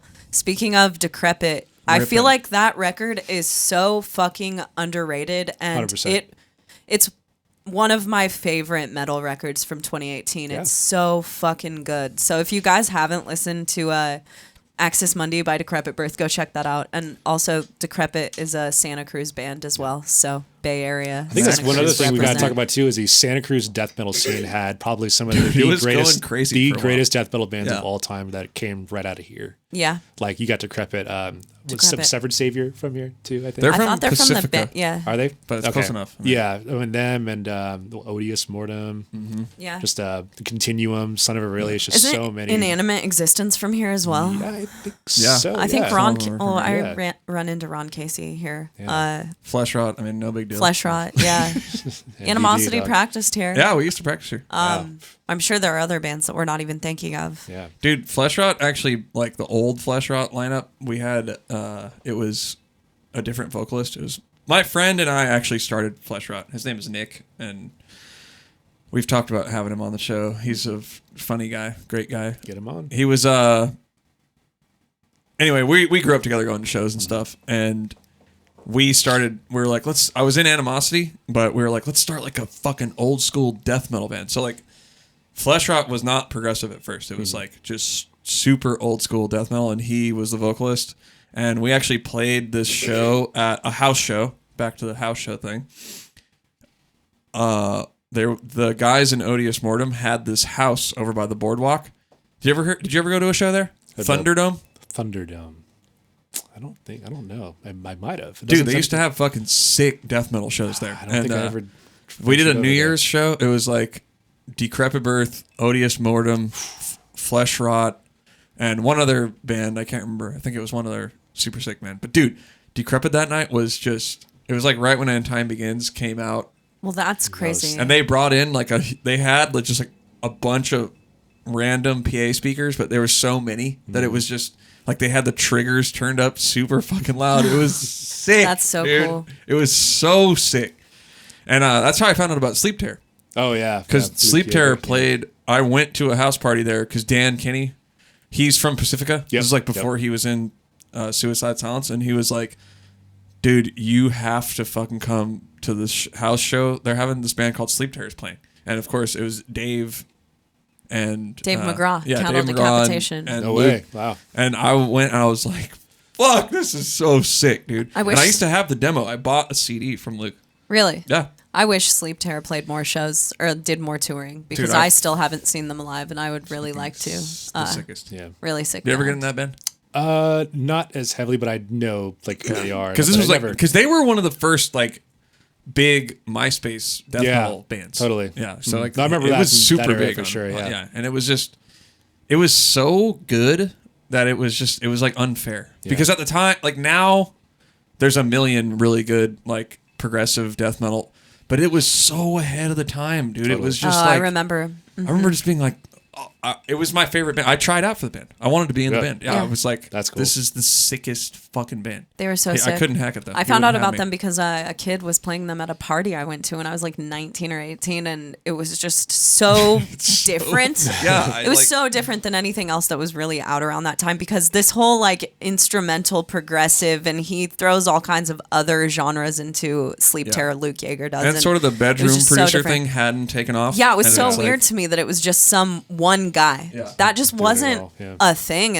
Now it's like every band is just one guy, but then it was like, what the fuck? One guy is just making all this shit. He's like a musical fucking mastermind. It's crazy. I just fucking really loved Sleep Terror. Still do. Still a huge fan. Yeah, and I Sleep mixed Terror. one of their albums. So. Yeah, they put out a new album this year. Did they? Yeah. Yeah, I had no idea. yeah, exactly. That sucks. Maybe we should get Luke on the podcast, and I he would can love to he can do be that, ultra yeah. famous after Yeah. coming on here once. Dude, get all of Santa Cruz on your podcast. Yeah, we Everyone tried it from when you Santa like hit Cruz. people with an actual day. Like, how about this day? It's just like Cold feet. Cold feet. You came through. I mean, it says a lot about you as a person, I think. No, you asked me.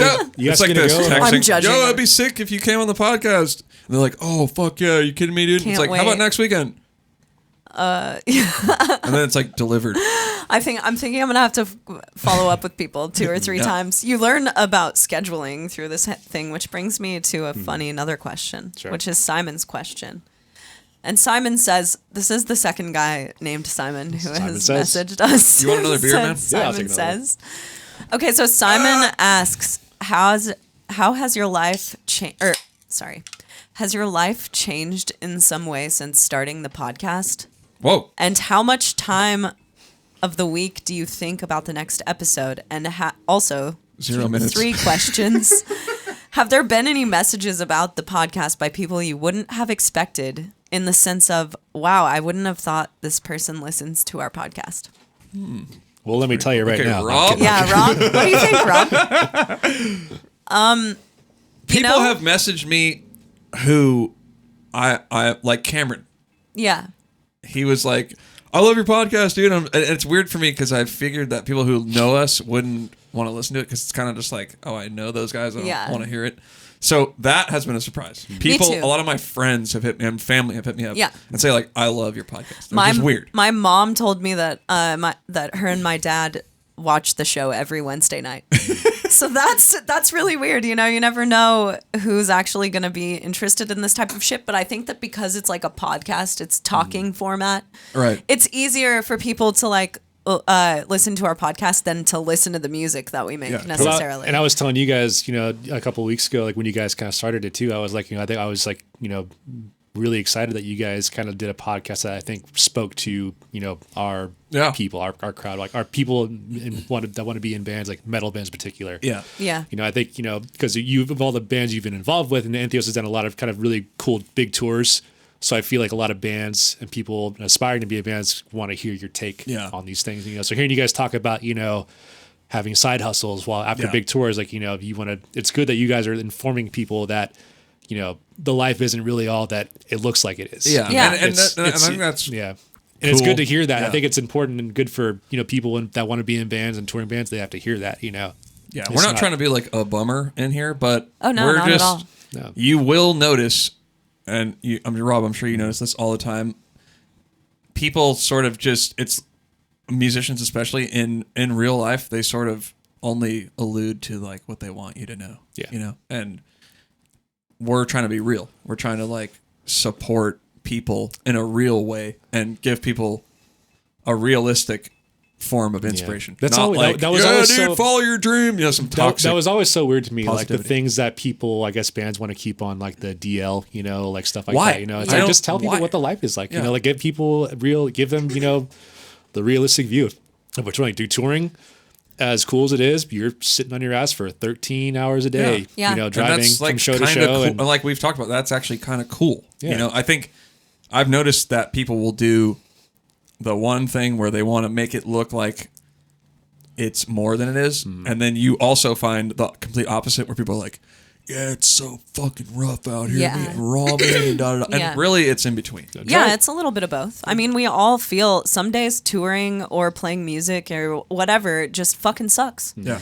And some days it's a really cool and you're the most motivated person alive and you just you love your band so much and you love everyone you're in a band with. But it's, you know, you're in a relationship with several other people. There are a lot of decisions you have to make, a lot of ways you could go. And it's just, it's like anything else. There are positives and negatives to the lifestyle, and that we just want to be real about it. So and I it's think cool what you that- touched on the podcast, like brief one, that I think through touring, like I think it really kind of like shaped who we've become Oh, Yeah. as people. Like me in Absolutely. particular, I don't think I would be the person I am today had I not traveled kind of around the country and, you know, other parts of the world. Definitely not, You know, man. getting these different perspectives of like, you know, what just your home country looks like, you know. Yeah, It's- it's ridiculous. So you've gone to Europe a couple times? so here's the thing. So I have not toured Europe, but I've toured Japan.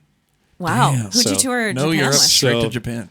Cool. That was a cool tour. That was All Shall Perish, and we toured with Obituary. It was like 5 days in Oh, Japan fuck. with Obituary, and it was the coolest tour I've ever done. I bet. That was really sick. We had every night we had our own hotel room. Like everyone had their own hotel room. How'd we you guys took get the- around? We took the bullet train. Damn. Oh, that's That so was cool. fucking sick. So it was cool. Like a van, like a cargo van, took all of our gear to the shows, and then we would go on the bullet train. Every bullet train ride was no longer than 2 hours. Wow. And all of our shit was taken care of. We had the coolest guide. And I'll Coolest tell you right guide. now, the coolest guide. Oh, dude. Okay, we have a joke that's about like from our European tour last year. We had a friend who everyone on the tour met like after we'd known him. Hold on.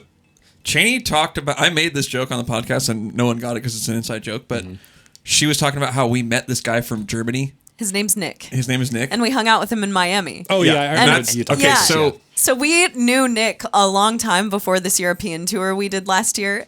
And then a couple of our friends on the tour met our friend Nick without us introducing him. And so all night they were just talking about how they met the coolest guy. We met Well, they're also French they're Canadian. French Canadian. So they had an accent So and they're they were like, we met the coolest guy. yeah. So like the whole running joke of the tour was like, we met the coolest guy. Like, That's and, it. like I would do the impression all the time, and they didn't think it was a good one, but I thought it was pretty spot on. Yeah, dude, And it's so fucking- it's oof. funny. Chaney was like on this episode. She was like, yeah, we met this guy Nick, and I was like, the coolest guy. Yeah, he's the Damn. coolest guy. So Isn't you it guys funny had the how coolest tour guy. becomes like Inside jokes. all inside jokes? That's all it's about. That's like the But- best part. Yeah. I know.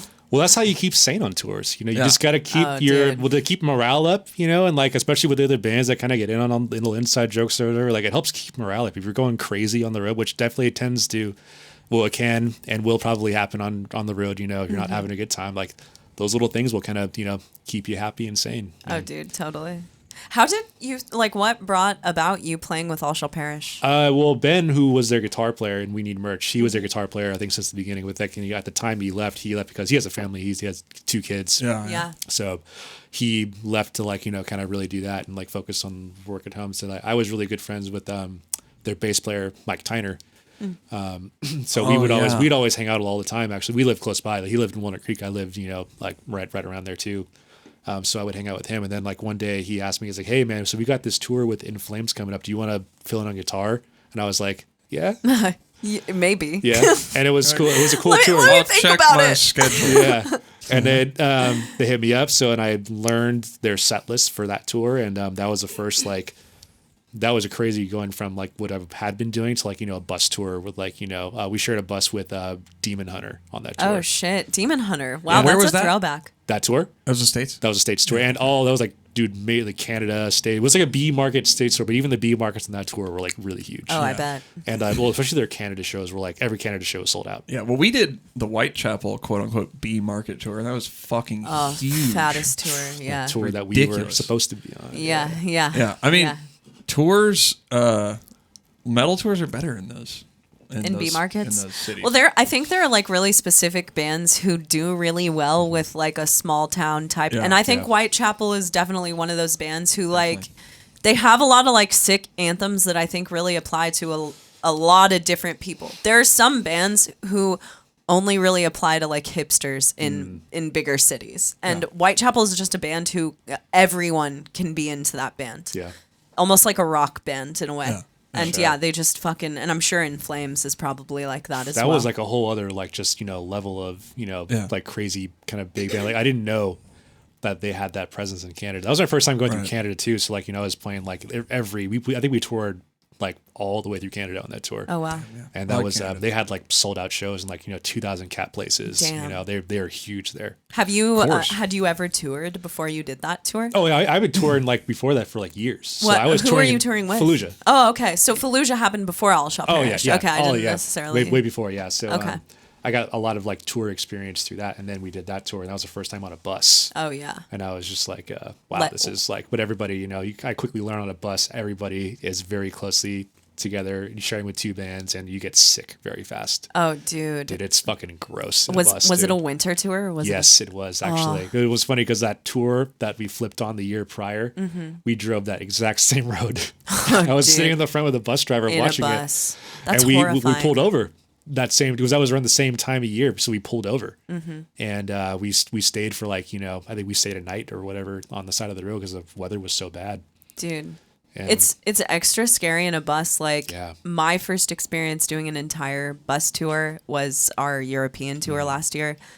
And I just don't, it scares me to like be in a little box and not know what the driver is up to. Like I would have the worst dreams about just flying off of cliffs and like, because I get bad car anxiety anyway. Like I really don't like driving. And for someone who tours, it's well, I mean, think about that Fucked. horrific Ghost Inside bus crash, man. That Oh, yeah. driver fell asleep and like almost killed that entire band. That's so fucked. And Yeah. there have been a lot of like Dillinger got in a really fucked up European bus accident. A lot of people have. Not a good time. No. It's just you're putting your life on the line a lot because you're on the road every night, and driving is dangerous. And it's amazing that driving operates as it does. Yeah.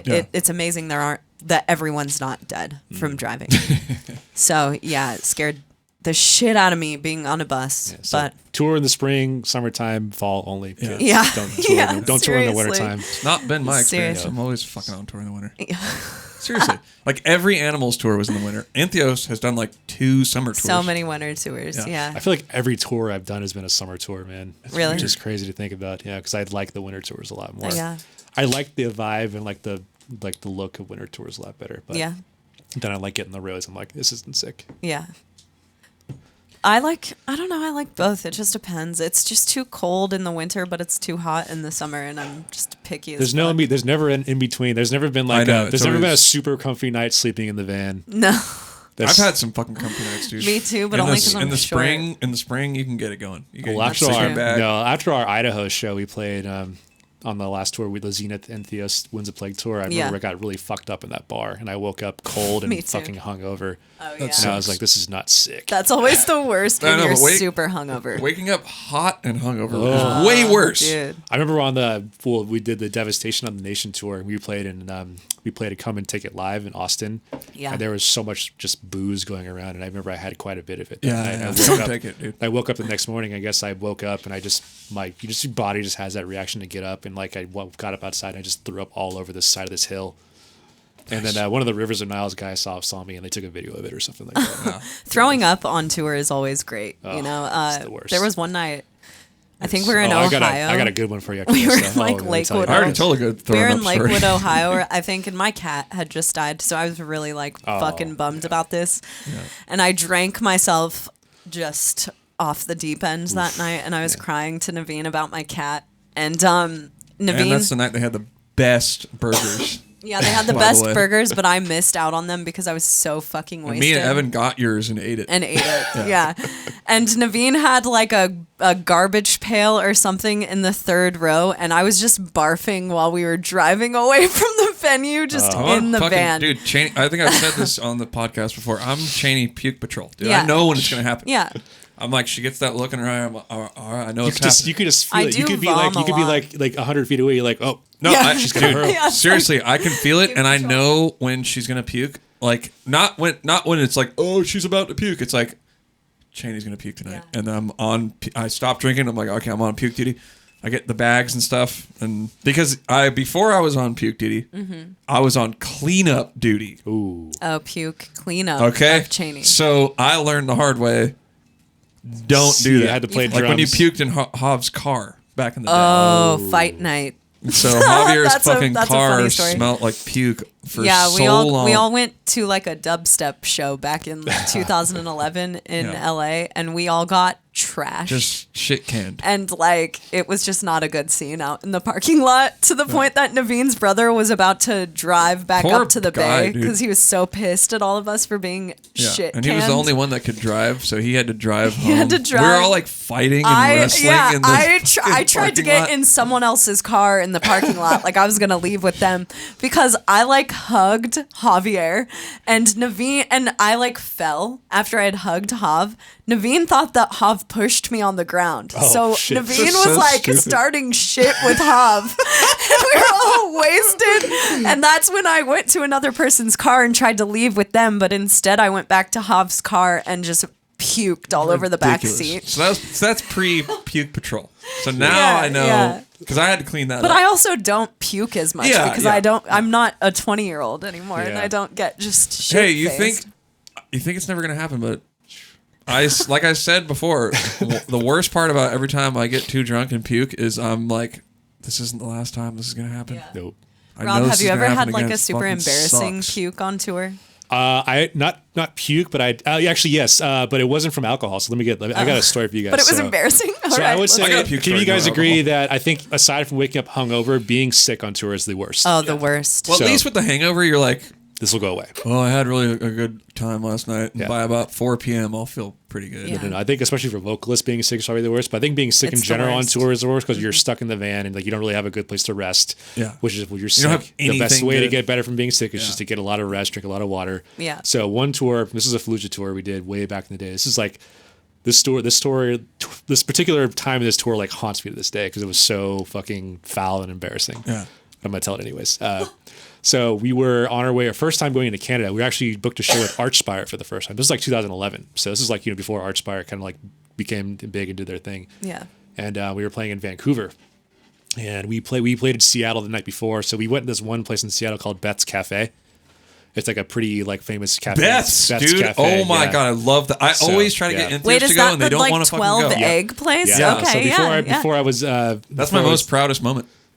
I ate a 12-egg omelet Yeah. and all the hash browns. I and would all the always toast. have, before I was vegan, I'd always have the steak and egg combo there with the hash browns and shit. So, dude, Would you eat it all though? oh, fucking, I demolished that thing. Yeah, nothing was left. All right, I ate all the right. plate. They okay? serve the 12-egg got- omelets on a pizza tray. Yeah. Because it's so fucking It's so big. big. Yeah. That's funny. So, And it's unlimited hash browns. So- Yes, that's what I've Dude, heard about I that. fucking love that. That place was always open late too. So every time after any show in Seattle, we'd always go there. Every time we Oh, played the yeah. West Coast. But after this particular show, we knew we had to go into the Canada the first time. So we're kind of getting ready our merch like for the border and stuff. You know, like we're never gone in before. So like, we'll get a high level of our merch and shit, whatever. And then, but so like, we stayed at a hotel before the night, and I just woke up feeling like That absolute feeling. death. And I was Yeah. like, Yeah, dude, that this is feeling. not good. Yeah. Like it was, what happened was I think I caught like the stomach flu on tour. But that gave me like, feverish chills. So I was like, dude, I'm going through the fucking ringer right now. I have no idea what's going on. So I just know that like this entire like drive to Vancouver, I'm just like going through fucking like misery. I'm like miserable. I want to die. Yeah. It was the worst. I know It you was the had worst felt sickness I've ever had on tour. I've only had the stomach flu once before that, and that was already miserable and like on the road in the van. And so You're in a moving van. Dude. so I was just like, I was like, what happened was, so the first incident, I was like, I had to hurl. I was like, dude, I'm going to fucking throw up. So I grabbed a Subway bag, a little bag they put the sandwiches in. Yeah. So I Plastic was one? like, Or the paper one? whatever, yeah, the plastic ones or whatever they had, like pretty the little, it fits the sandwiches, the Yeah, foot that's long. kind of So like a good puke bag. no, well, here's the thing though. So I pro. grabbed it and I was like, I'm going to fucking throw up. So I grabbed it and I like put it in my face in it, but the puke goes out the side of the handles. Oh, And no. it gets all over me. And I'm just like, I was like, ugh. Just crying. I got Holy fucking like shit. hash browns from Beth's the night before all over me. Oh my And god. I'm just like, it's like, and just like, oh, it was so gross. And I was just so fucking miserable. So like we got to this one place and then, we get through the border and I'm like in the back of the van, right? I'm just like laying in the van. I'm trying to like just relax and like trying to just like breathe, breathe and like just keep myself calm. And I'm just like, my whole body is just in some kind of just weird, just like rejecting pain. So I'm sitting in the back, right? And like all of a sudden, like, dude, like I had like a fucking category 5 shit just like nice. starts to brew.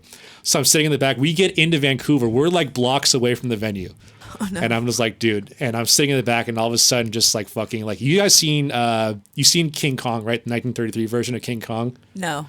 Well, there's a scene of King Kong where like, there's a scene in King Kong where like he pushes the gates open. Oh no. That was my ass. Oh So like no, dude, it just like it couldn't stop. It just like came out all On the over me. van? In the van. Oh no. I'm laying down, and I just like I just yell fuck, and everybody and I'm laying down, so everybody was like what? And I lead up, and I'm just like I just shit my pants all over the place, and like everybody starts laughing at me. Oh my I'm God. like sitting in the back. I have vomit on me. Now I got shit all over me. And I have to like, I'm in the That's back of the van. lowest of the low. And the worst part is the back door of the van does not open from the inside. Oh my God. So I had to climb over the seats. no. And I'm just like awkwardly climbing over the seats. And I'm just like, ugh. What were you wearing? Silk boxers? Well, not anymore. They weren't made of silk anymore. Blew right through it. Luckily, this venue we played was called the Biltmore Cabaret. And right I've next, heard of that place. Yeah, it's a sick venue. It's a cool little venue in Vancouver. But right next to the venue, luckily for me, was a hotel. And so I walked in the lobby and I was just like to the bell person. I was like, "Where's your bathroom?" Yeah. So I go in there. I take Hello, good sir. I like get like naked in this bathroom stall, just like wipe myself off of everything. I'm just like I throw my clothes in the trash can because they're just so fucking fouled up. And what'd you wear out? Well, I just got to change the clothes. Oh, okay. And I was just like, dude, it was the most miserable time on tour. Like, just being sick. And I was sick for the next couple of days still too. Like that bug lasted like I think the rest of the time I was on tour. Oh And my that God. was the most embarrassing moment. Well, it was embarrassing pretty as hell brutal. because the guys laughed their Right. asses off of me. When you're sick though, man, it's like it's like a really bad hangover where it's like you just don't give a fuck. Yeah.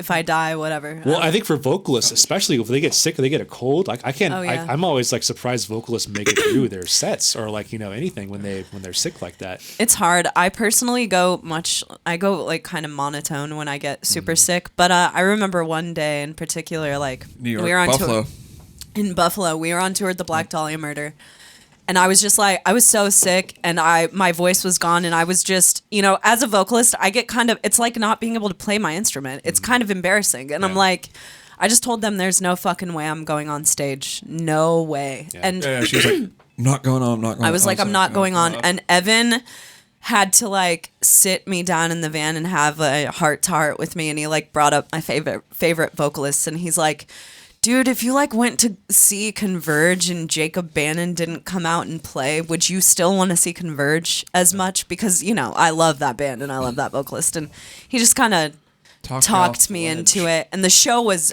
incredible. It was one of the best shows of the tour, but it usually only happens to me in the winter. Yeah. I don't really get sick in the summertime, but in the winter, there was another time. Yeah, the winter I always get sick. We were in Florida and I was just so fucking sick. I think it was still the Black Dahlia tour, and a girl was there and had like a Xanax, and I took the Xanax from her. I was like, I can pop this tomorrow. We have a day off. I'll just like, maybe it'll make me better for some stupid reason. And I was out cold for like 36 hours. Evan thought I was dead because Evan's bench is right in front of mine. So he said that he would check on me every so often to see if I was breathing. Looking back over. Because I like Chaney's dead, Chaney guys. duty. Yeah, exactly. I didn't get up to pee or anything, and I didn't feel better after I woke up from the Really? Xanax. Wow. Yeah, no. So Yeah, it's funny because I know Don't do drugs. people are just like, tour is hard to get good rest on. You need good It proper is. rest to get better from being sick. And Yeah. also I think people on tour don't realize drink fucking water, dude. Yeah. Hydrate Water. yourselves. Yep.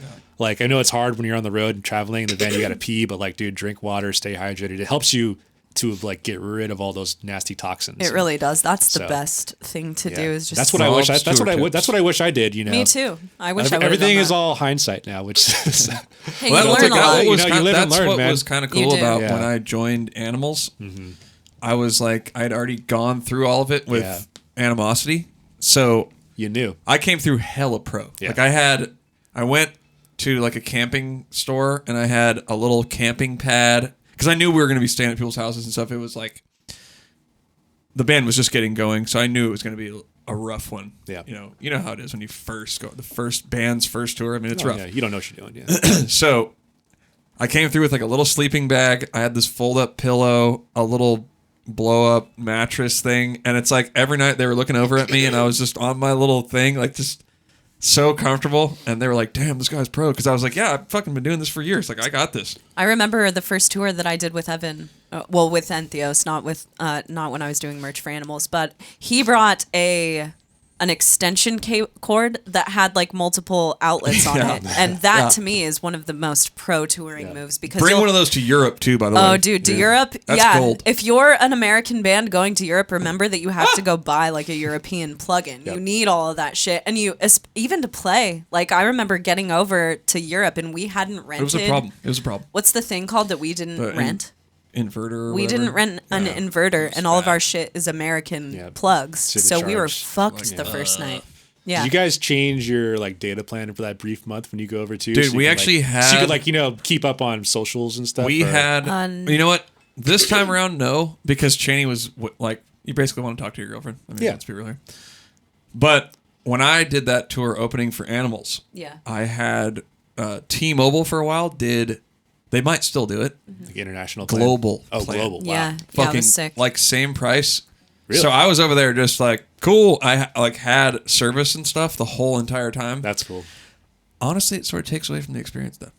Because I one of the think cool so. things about going there is you feel like I didn't feel like I was as far away from home because I could always text and I could always search stuff, and it felt like I wasn't really traveling. It was weird. You're Yeah. right, because I always got that vibe. I knew I was in Canada when I'd see like the the service on my phone change. Yeah. And, I like that. And that phone Yeah. was like just useless at that point. Yeah. you know? But it was cool because I could talk to Chaney every day. Well, in Yeah, Europe, that's cool. it's kind of cool to just put your phone away because, you can get Wi-Fi in the clubs, and our bus had Wi-Fi on it, but you only got like It's so shot one in or two buses, gigs yeah. for free, and then the bus driver would charge like $15 a gig after that. that's ridiculous. I used Fuck the that. first gig the first fucking night we were there, so I was like, I can't be buying gigabytes of data over here. That's ridiculous. But- $15 a gig. Yeah, That's it was something crazy. Yeah. ridiculous. So, I mean, it is a part of the experience to kind of disconnect and be like, I'm in a foreign country and no one here Well, of understands course, me. you want to and- see something the place you've never been before. Totally. I'd say that Yeah, it's just if your spouse can't get a hold of you, then that's kind of shitty. But Yeah. other than that, I mean, like, now that we go together, I'm just like, airplane mode. I don't give a fuck. Like, whatever. Just throw Yeah. the phone away. Yeah. Yeah. Fuck that phone. It's a camera. when we're Then over you there. go, just kidding, I need this actually. Yeah. Well, I we forgot need- all the other things I do with you. Well, we Shit. do podcasts with our cameras. Yeah, we do. That's true. What? Yeah, these are sick phones. It's just, it's actually That's a a 7, so it's kind of 7. old at this point. But there's this thing called OBS. It's like broadcasting software. It's free, That's cool. and you just plug your fucking phones in, There you go. Yeah. record the audio separate. Pretty tight. That's what you got to do, kids. So it looks pro, but we're not actually pro. That's true. All right. There's one more question this week. And Maybe last question, and then we'll yeah, let's do see this where it last takes us. question. Last question. Okay, so this is from a band called Pangea. They messaged us as an entire band. Wow, That's cool. Thanks, guys. First ever band question. And they said, I'm sending this email because we wanted to thank Entheos for helping us in our search for artwork for our newest album. As we were looking for an artist to work with, we were using the art style from Dark Future. So y'all were biting the fuck out of us. Already. Damn biters. No, I'm just fucking around. So as a reference, eventually we decided to just reach out to the artist Komatek. Shout out to Komatek. Yeah, Carol. Carol, is the man. he's done the artwork for both Dark Future and The Infinite Nothing. He did not do Primal. Good dude. Great dude. Who we found because Navene loves this band. Noisy. Well, He we did both artwork for love Noisia. Noisia, Yeah. and he did artwork for Noisia, and Navene loved the artwork and started Futuristic using kinda stuff. Carol. So he did the visuals for our album, and he ended up doing the art for Pangea's new album, Vesper. Cool. I want to check out your guys' album. I've heard of your band before, but I have haven't too. checked that out. I've heard that name before. Oh, really? Yeah, Yeah, I have. Yeah, we should all check that out. Pancetta. It's like that stuff. That's like bacon, right? Pancetta. Panera. Boo! So Panera. he does amazing. He was amazing to work with, and we couldn't be happier with the end product. That's awesome. We're very glad that we could lead you to Carol. And now for your question. Who comes up with the artwork ideas for your albums, and how do those ideas come about? Do you come up with a pretty detailed idea to give the artist, or do you kind of give them free reign on the designs? Chaney, expand. Well, what really has happened with our artwork is Navene found the guy who did Raining Brains, who did the Primal artwork, and I think we all just kind of collectively, to be completely honest with you guys, the Primal artwork wasn't that thought out. It was just random. It was like, It was I think it was random. like a pre-made thing. It was And random. I just was like, I'll take that one. Yeah, I would like to re-release that album or that EP with new art. I'm sure we'll do that eventually, but Vinyl. yeah, vinyl. Yeah, we need to do that still. Yeah, I gotta do and that for too. Infinite Nothing, there's no Yeah. vinyl. I want to do that too. Yeah, definitely. And so that's how Primal came about. Before The Infinite Nothing and Dark Future, like I said, Navene knew about Komatek. So Navene led us to Komatek, but I kind of have taken over the art. Like everything is kind of, I start to come up with it. The Infinite Nothing, I feel like, was a little bit more collaborative. Yeah, well, we liked Holy Mountain. We liked It the has Holy this- Mountain artwork. It has yeah. like this symmetrical kind of thing going on with these two figures. I mean, it's way different, Infinite Nothing, but it has the same symmetrical beings. if you Yeah. will. Yeah, so I think that it is way different, but if you know that the Holy Mountain movie inspired it, then you can kind of be like, oh, okay, I can tell where this idea came from. Yeah. So for Infinite Nothing, we talked to Carol about that we referenced Holy Mountain, and he came up with like the neon thing. But really and for Dark Future, I came up with the title. It was the first title that I wanted, and everyone was down for it. And then Carol kind of took the idea for the artwork and ran with it. And my original idea for the Dark Future artwork was actually to have like a pupil as the artwork, but he was a little concerned that it would end up looking too much like an asshole. Because, if you think of like the inside of a pupil, it is shaped like a butthole. Sphincter. Yeah, sphincter. And so Carol kind of took the idea and ran with it. Funny story about that Dark Future artwork is that if you look at the back of the digipack, the artwork on the back was actually what he made to be the cover. Yeah. Oh, and cool. and Yeah. I didn't know yeah. that. Yeah, and then Yeah. we saw the other one and we are like, that's a fucking sick ass cover right Yeah, there. so the cover of Dark Future was supposed to be the back of it. And we liked the simpler vibe of the artwork on back. So Less we is decided more. Rob Yeah. Maramonte was Yeah. Yeah. Less is more. And then also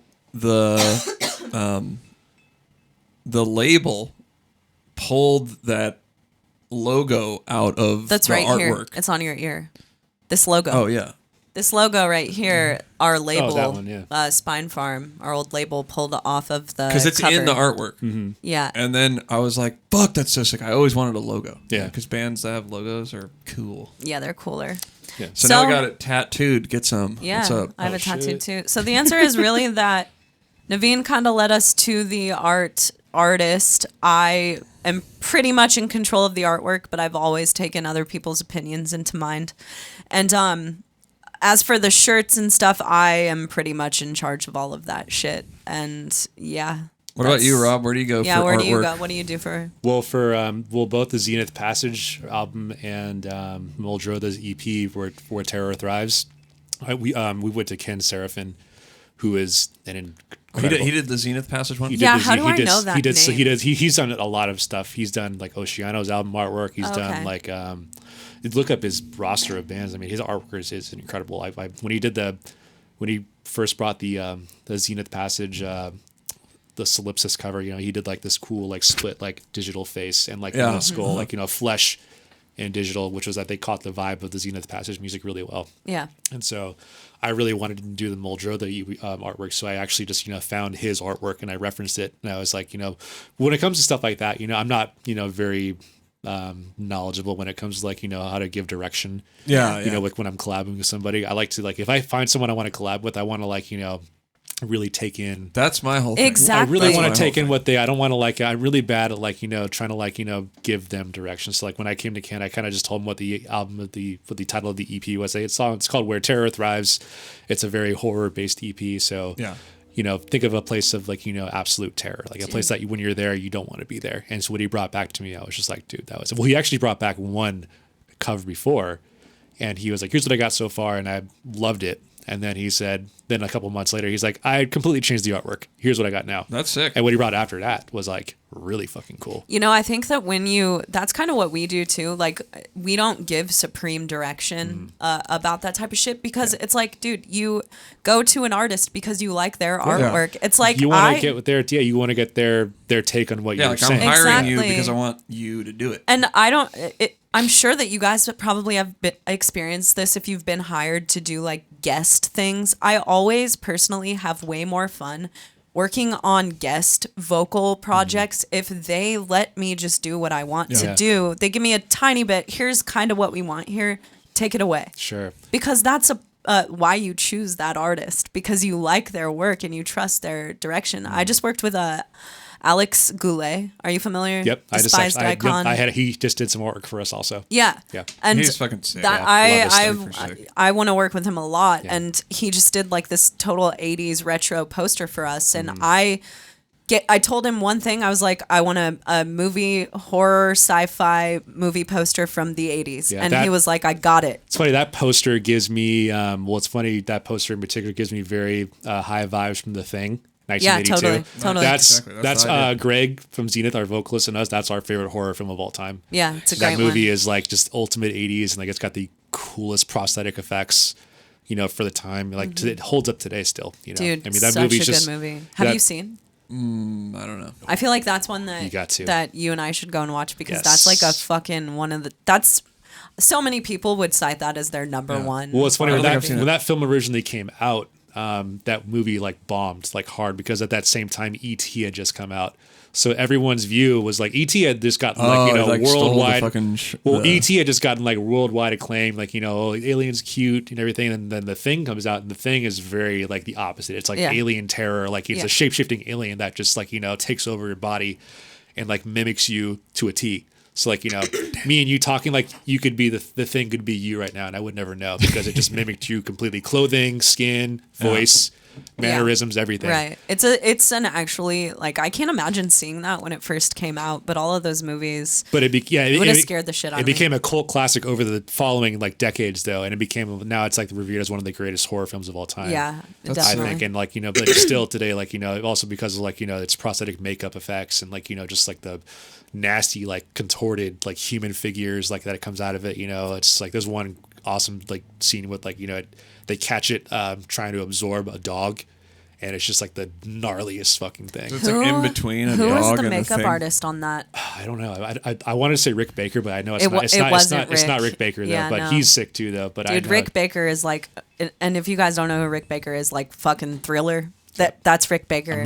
American Werewolf in London. American Werewolf in London, Star Wars. Rick Baker is the top shit, and Big he actually, Ricker. I just listened to him on a Joe Yeah, Rogan. that was what? Yeah, Dude, he did a Joe Rogan, and to me, he is the number one like makeup horror movie makeup artist of he all did time. the Wolfman, the last Wolfman. Yeah. Like that, but with Benicio del Toro. Yep, he did that he one did too. that. I think he's retired now though. He's retired, and he actually went into detail about that in the Joe Rogan episode. I think I missed that part of it. I kind of just watched I watched a lot of the clips. Oh yeah, That they put up instead of like, it's hard. Sometimes it's hard to sit down because his podcasts are really fucking long sometimes. yeah, so true. So unless But- you're not sitting in traffic, then like it's hard for me to sit down and listen to like 3 hours, But some are super interesting where I'll sit through the whole way and listen to Totally. it. But that But one was a good one. Coincidentally, he was talking about how why the reason he like stopped working on Hollywood movies was because people were trying to give him way too much fucking direction and wouldn't just let him be an artist. Yeah. And he was like, I'm rich, bitch. I don't need to do this. he's fucking like shit. he's like, fuck you guys, I don't need to do this, and if it's not fulfilling for me, then why am I gonna work on other people's shit? There's no point. I can sit in my Yeah. bedroom and just make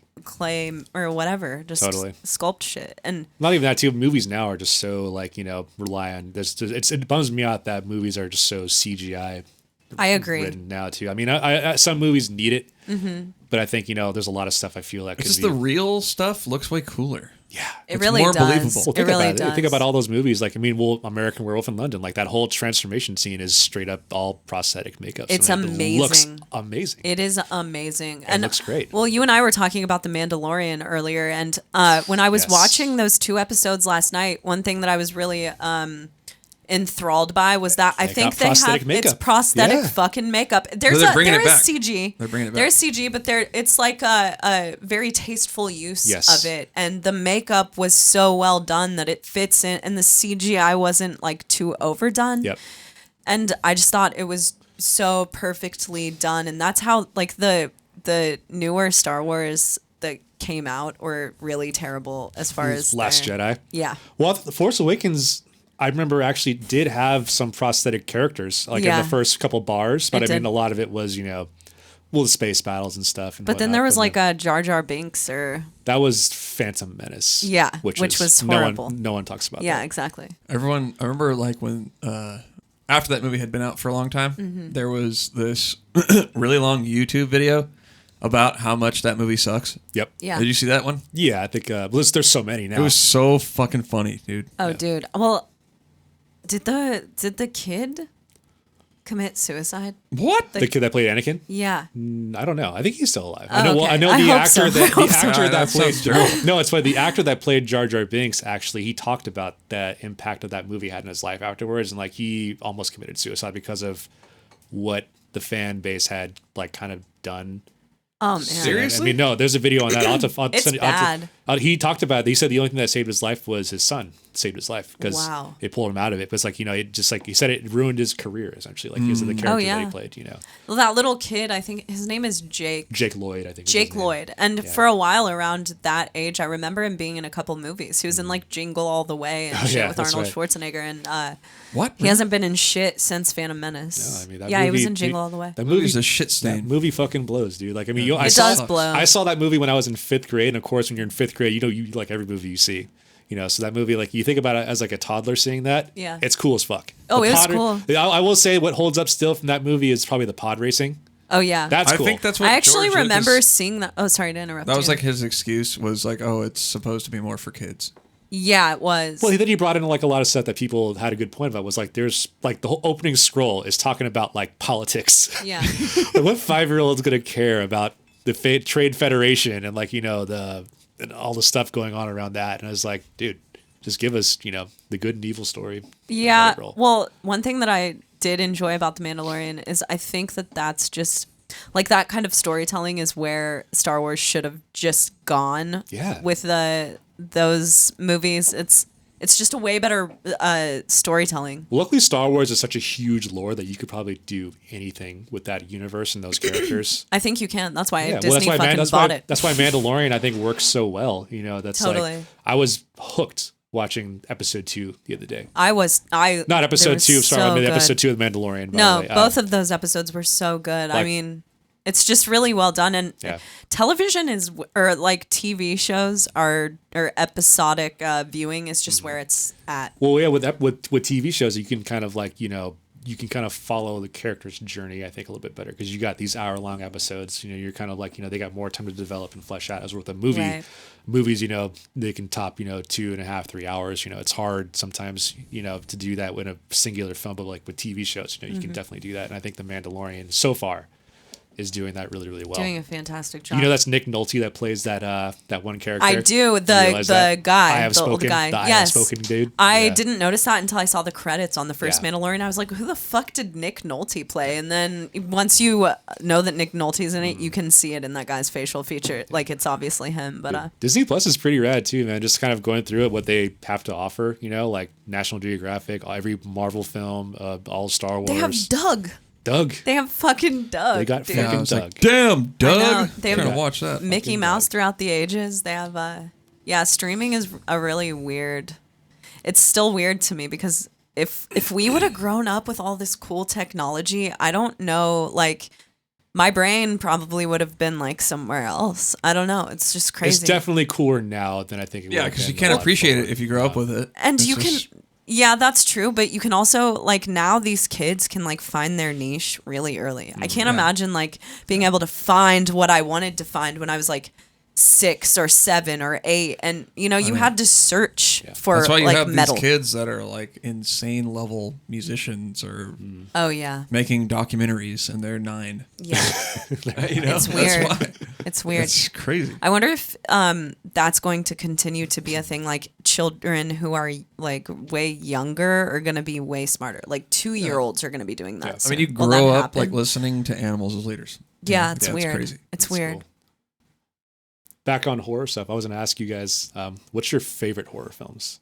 My favorite horror films. I don't know if you guys answered in the last podcast, but I want to know what's like your favorite, like what's like your go-to, like this is my favorite horror film. This is why I like the genre. Chaney's a huge horror buff. Well, now. I've gotten like way into horror. Like I've watched almost every horror film that there probably is this year. Last night I can't remember the name of the movie, but it was about this old woman who was developing Alzheimer's, and she ended up being like having Satan. I haven't seen the end of the movie yet. Have you seen this? No, I don't know this. This sounds It was like sick, a mom. I can't remember the name of it. But anyway, I'll go back. I think Jacob's Ladder is probably my favorite. I really like Rosemary's Baby. That's a good one. Fantastic. I watched that that was a school film we watched one day. You watched Rosemary's fucking Baby? Film production. The teacher wanted us to watch Rosemary's Baby. Okay, that makes And I was sense. just like, well, when the scene came up where he like rapes her in bed, I was like, we're watching this. Yeah, Right now. no shit. I was like, that's Satan. It's like Yeah. when your mom walks in and you're watching, like, I don't know, just some sex scene. Yeah, so weird. just Everything watching that gets really scene. awkward. She yeah. walks in watching that scene. Yeah.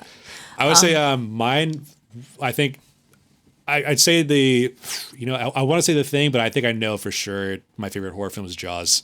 Jaws is a great. Jaws great is, I think. movie. Well, I think it was Jaws is Jaws is. sick. I think Jaws is in the weird realm of it being a successful blockbuster when it Right, came out, right. But also being pretty terrifying when it came out too.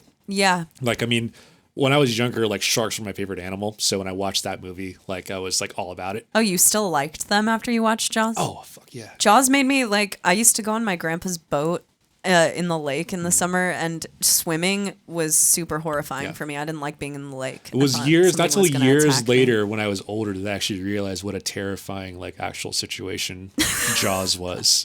When you were a kid, you're like, "Fuck, they gotta hang out with a shark all day." That's Well, the so cool cool is the shark was giant too, so Yeah. it was like, but also the fact that's a cool movie where I think that holds up still too is like, the animatronic shark. Oh, totally. And just like if you watch any Jaws documentary, we know like that movie went through production hell because the shark Mm-hmm. was in seawater, so the salt water just fucked up all the parts in the shark and never worked. right. But the fact that movie came together like it did and made the impact that it did And I think, still being as horrifying as it is the opening scene and like never seeing the shark until like the last act of the movie is like still so effective. Another movie I would say is The Fly. The Fly is just Jeff Goldblum should have won an Academy Award for Who did those? film. Who did those effects? I can't remember. That shit is gnarly. It's gnarly. It's totally disgusting. But have you also, seen that, Navene? No. Oh, I'm man, not a huge horror guy. Yeah, no, yeah. I'm. that's a more. What was that? Did you feel that? What was it?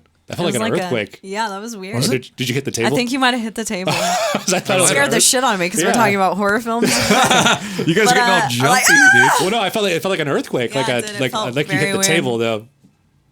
It could have been like a loud bus or something. Oh, okay. shit. It's weird. Anyways, But what were you anyway, saying? The Fly is Gina Davis and Jeff Goldblum. Like, that's an amazing performance by both of them. Yeah. Just the whole transformation of Jeff Goldblum into The Fly.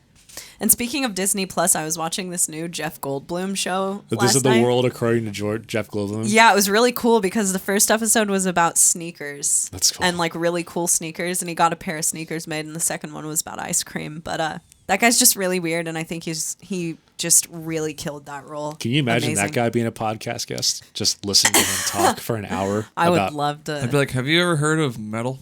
He's like, well, metal. It's he'd go into like a Jeff Goldblum thing, but It's crazy because Yeah. like he's never someone I saw like that for. Like, well, he was in, I mean, I love Jurassic Park. And he's in Jurassic that Park, movie, but I yeah. can't. It's funny though. When I see him now, I see how much like his character in Jurassic Park that he is in real life. yeah, Like Ian Malcolm is very much, I think, real life Jeff Goldblum. that's very true. Yeah. I think he's one of those kind of guys, right? He sort of just is Jeff Goldblum. Yeah, that's who he acts like. Yesterday I saw someone, I think it was actually, in the fucking Mandalorian, Brian Posehn is in it. Yes. And I was like, this is really weird to see Brian Posehn not acting like Brian Posehn, because that's like the only way he can, or has acted in the past, is as him as a human, or just like him as a person just in any role. But in that movie, or in the Mandalorian, he's like acting. It's pretty And he gets impressive. eaten by that hippo monster. Yeah. Spoiler alert. Sorry. Yeah. But also, you know who's going to be in it, which we haven't seen yet, is Bill Burr is in one of the episodes. Oh, Really? Yeah. That's fucking weird. Bill Burr is going to be in one Is of the he gonna? episodes. And he's not gonna be Bill Burr, probably. You know. I hope he is. How Yeah. hilarious would that He's be? like, Bill "Dude." Burr and Yeah. dude. Dude. F is for Family, though, is a fucking good Yeah. show. Yeah. Oh, that animated show? Yeah. Have you watched it? A little bit. I know I've liked Big Mouth a lot on Netflix. Big Mouth is pretty good. Big Mouth's pretty gross. Big Mouth's. Yeah, that's what I was just gonna say. It starts to gross me out after a while. It's No, like it's pretty funny though. Some of it's like just how outrageous it is. But Yeah. I was gonna say one more horror film that I thought you guys should check out. What I told you guys about was Hereditary. I still haven't seen That- Hereditary. yeah. That seen that. movie. So I saw that in theaters with my parents. Oh fuck. That was a fucking creepy. Did you grab your mom and like hug her and mommy? I grabbed my I'm damn scared." self. No, I just know that was a film. It's funny because I hadn't seen a horror movie in theaters in quite a while. I kind of if you just find them on, just watch them at home. But that's when I saw them in theaters, and like that was a movie where it was weird. It's a movie where tension builds and it never releases, and so Oh, you're yeah. kind of stuck in this perpetual state of tension. That's And very you're just cool. like, Yeah, I what like is that. going to happen? And Yeah. like nothing ever happens, but you're just waiting for something to happen. And the Spoiler movie alert. was a cool twist on it was a cool paranormal cult film Yeah. that I ended up being. And I was like, it's funny because when I'm watching, it's like, what is actually going on? What are these people about? Mm-hmm. And then what happens is pretty fucking dark and creepy as shit. I think if you guys watch it, you'll be like, fuck. I saw. Have you seen all of the Paranormal Activities? I saw the first one and I Okay. thought it was effective, but then the fact that they made when they made 4 more, I mean, I was like, all right, these are kind of they're getting not out. scary, but the latest, I think it was the last, or it was like the 4th. I don't know how many fucking Paranormal Activities they have at this point, but that one was very occultish. Yeah. I thought it was pretty interesting, but once you start going into that weird shit, it makes me not scared of movies anymore. In the I cult don't know. stuff? Yeah. Yeah, once everything starts being because of an occult type, starts having that reasoning behind it, it's not as scary to me anymore, because I can be like, okay, I'm not involved in that, so maybe I'm not gonna bring on ghosts and shit. But Hereditary, everyone was trying to get me to watch that on tour, and I was so horrified of seeing it. I don't know. That's a why. good one, man. It's Yeah. that's one that definitely kind of messed me up for a hot second after I saw it. See, When movies can do that, when they leave you disturbed, when something leaves you disturbed, Yeah. that movie that movie worked really well. what's another movie that's done that?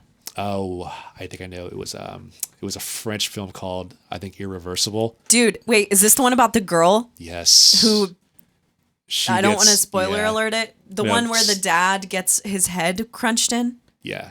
Dude, That's I not a was spoiler. just talking about that on a different podcast. Yes. That movie is fucked up. Well, that scene that happens to the girl, that's a long scene Mm-hmm. of what happens to this poor girl. Yeah, That is a long and very uncomfortable. yeah, It like wasn't like at one point I'm like, I don't know if I want to watch this. 'Cause Yeah. It's so uncomfortable and like it's just one fixed shot. yeah.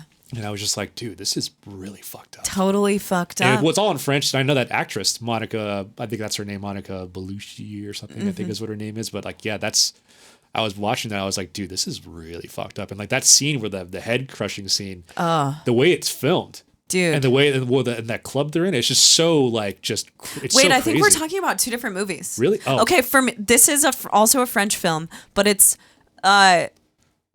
like a murderer comes into a house and the murderer looks exactly like Donald Trump. Oh, no, this is a way Okay. different film than I'm Okay, talking about. yeah. This film I'm talking about is very fucked up.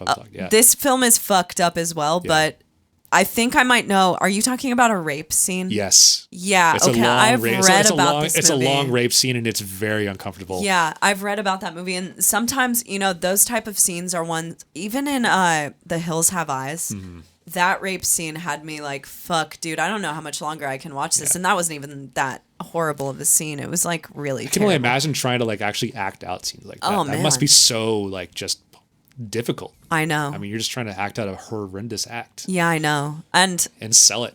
dude, yeah, yeah.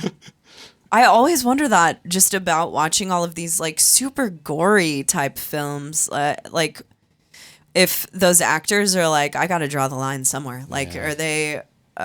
I don't know. It'd be weird to talk to someone who just got done acting out a part like that Yeah, and it's- just see where their mind was, because it's got to be super fucked up. Yeah. But seeing where actors, it's interesting in general where actors can take themselves to get into those kind of scenes. You know? Totally. I mean, really watching. I mean, a lot of I know you guys talked about it the other day, but I've been really getting into like narrative heavy video games. But a lot of them these days are done with motion capture, so they're actually acting out these scenes that you're watching, like through the cinematics or whatnot. And like they go to like some pretty fucking like nasty places to get into the scenes they're doing. Whoa. Do a I'm lot that of hard shitty work. dude who like skips the cinematics.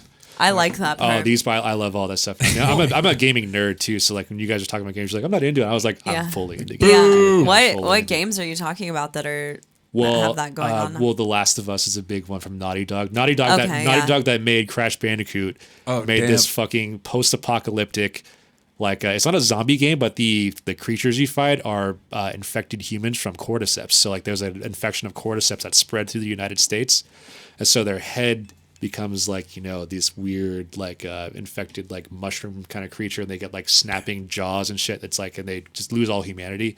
So they're not zombies, they're like infected like people with like some like kind of cordyceps spores, and it just like ruptures America. But like it's this story about this man named Joel that loses his daughter in the beginning of the game that you play through, and then it skips 20 years later, and he's like just this kind of like rough and tough kind of guy just surviving in the world, and then he meets this young girl like named Ellie, and they kind of start this journey together because she somehow has like the cure to what's going on in the country. Oh wow. And but like they build this kind of relationship, like, and he kind of just became this guy that's over everything, and like, and he builds this relationship with this girl again, and it's like a lot of just really like heavy scenes, like well acted. Mm-hmm. Like the fact that they acted it out and voiced everything on the set through these video games, and then it transitions into video games like that. I tell everybody like that. Well, God of War was like that.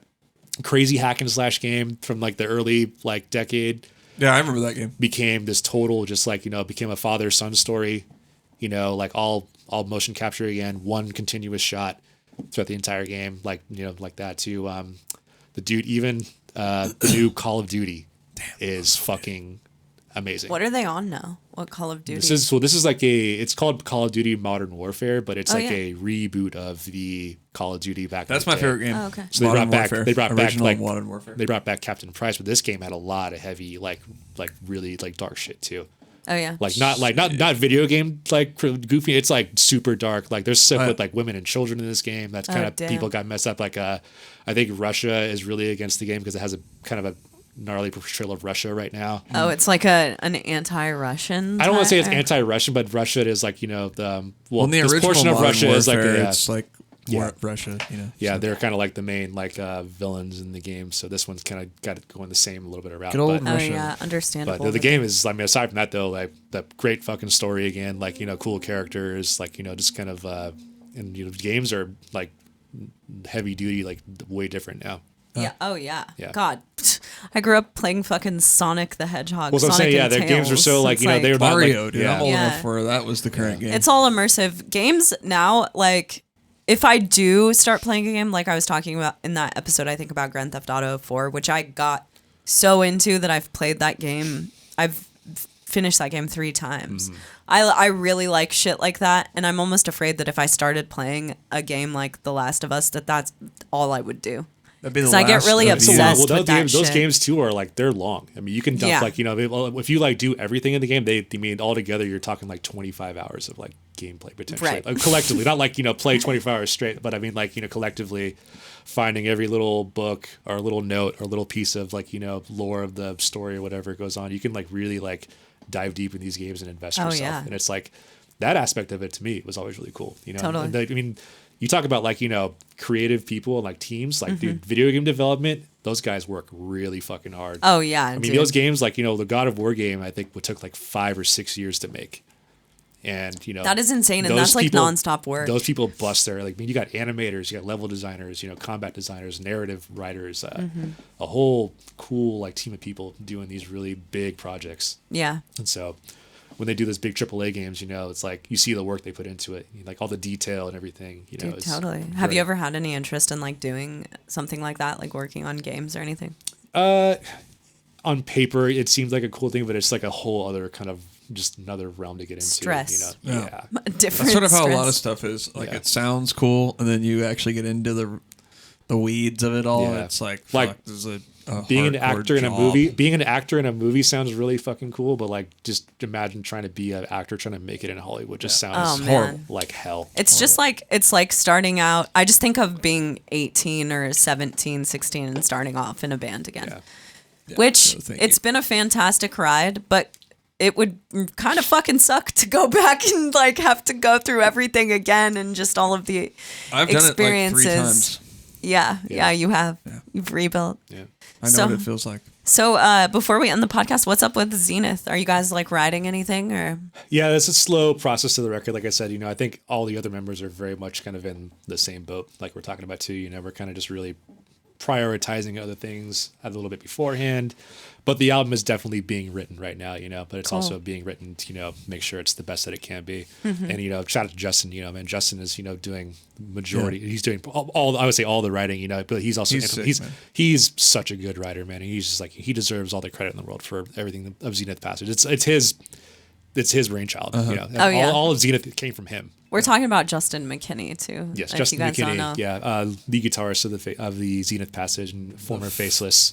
Yeah. Former Faceless, but I mean, a lot of the stuff that he's writing now for Zenith is, just kind of it's out of this world. Like he's really trying to implement a lot of orchestral elements into the band Oh, too, cool. I can't wait to hear it. which takes a lot of thinking too. That's just a whole other realm that I'm not even like I don't even know how to grasp all that, and that's just it's something that I'm totally always like admired on his part, too. So I mean, the dude works really hard at what he writes, and he's his own worst critic too. But like he writes, some of the coolest death metal, I think, Oh, yeah. for sure. Yeah, too, man. he That's does what write that's really what cool that's what shit. attracted me to the band was the Cosmic Dissonance EP that he wrote. It was just like, I think out of nowhere, it was just like, whoa, this is just fucking really sick death metal. So, how long into Zenith did you join the band? They were together. I think I want to say they were kind of in existence for like a little bit, like a year, I think. Oh, cool. But the Cosmic Dissonance EP had already been out. I heard about it like you from Wes. Yeah. We actually were already all mutual Facebook friends, which was crazy too. And I remember hitting Justin up on Facebook. I was like, I wasn't in Fallujah All Shall Perish. I'd unfortunately kind of like dissolved a little bit. So I was without a band, and I was like really wanted to play in a band still. So I hit him up and I was like, dude, do you think I can try it for the band? So we hit up each other and like stayed in contact. He sent me tabs for a lot of the Cosmic stuff. I learned, a lot of the songs there, and we kind of just, took it from there. That's cool. That's where we are now, and it's been a lot of stuff in Zenith has been really fucking cool. You know, I yeah. think, well, especially for a project that, you know, Justin started in his bedroom.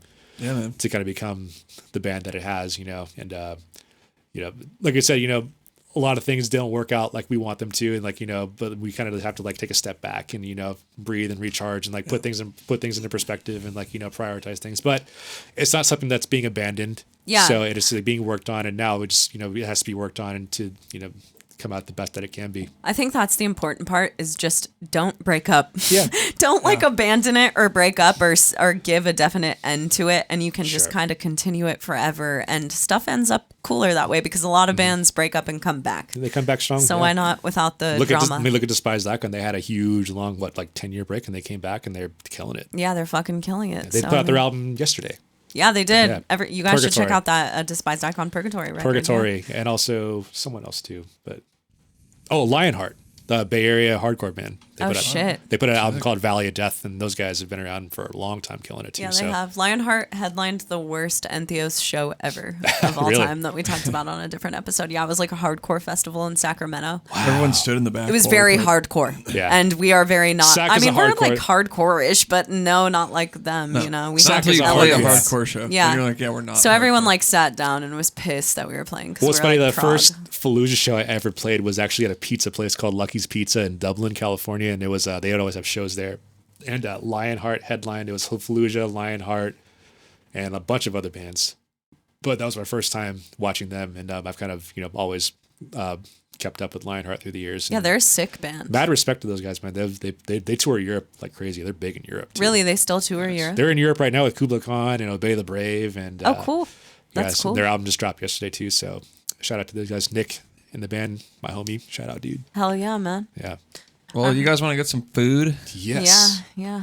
I gotta do pee it. really bad too. I've gone up to pee twice. Yeah, I I've know held you've it been in. gone I've twice. held it in this whole time. That's I don't even have to pee in.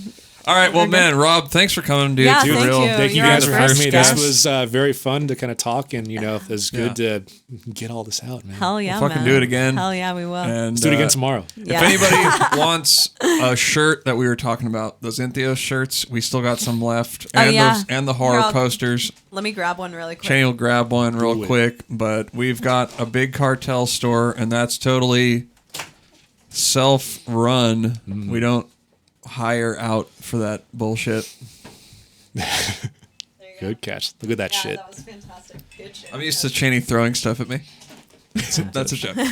Yes, people, if you want stuff like this to continue, Throwing hot. please buy merch and support people that do stuff like this so it keeps it running. Yeah, man. So yeah, we got Yeah, the man. old school horror shirt. There's a poster go buy too. some that's- Muldrotha merch. Do you guys have merch up? We will very soon. Actually, I'm All working right. on a design right now, Fuck actually, yeah. and we're trying to get up one. You said hopefully Jake was soon. gonna do one, right? Yeah, Jake's doing That's a design awesome. from Wolf King. He's Yo, Jake Wolf King. Him Reaper is the is his Instagram or art. I guess Yes. his artist He's name. the shit. Yes, He's working on Jake some is really the cool shit. stuff. Yeah. Love that guy. Go hit him up for some merch. It's Yes. sick. But for real- Zenith Passage merch. Buy it. Support Also, the thanks homies. everybody for listening and leaving reviews. Yeah, leave a leave more. review on iTunes because the shit is working. We're getting in the algorithm and all that stuff. So thank you guys so much for They're in the grid.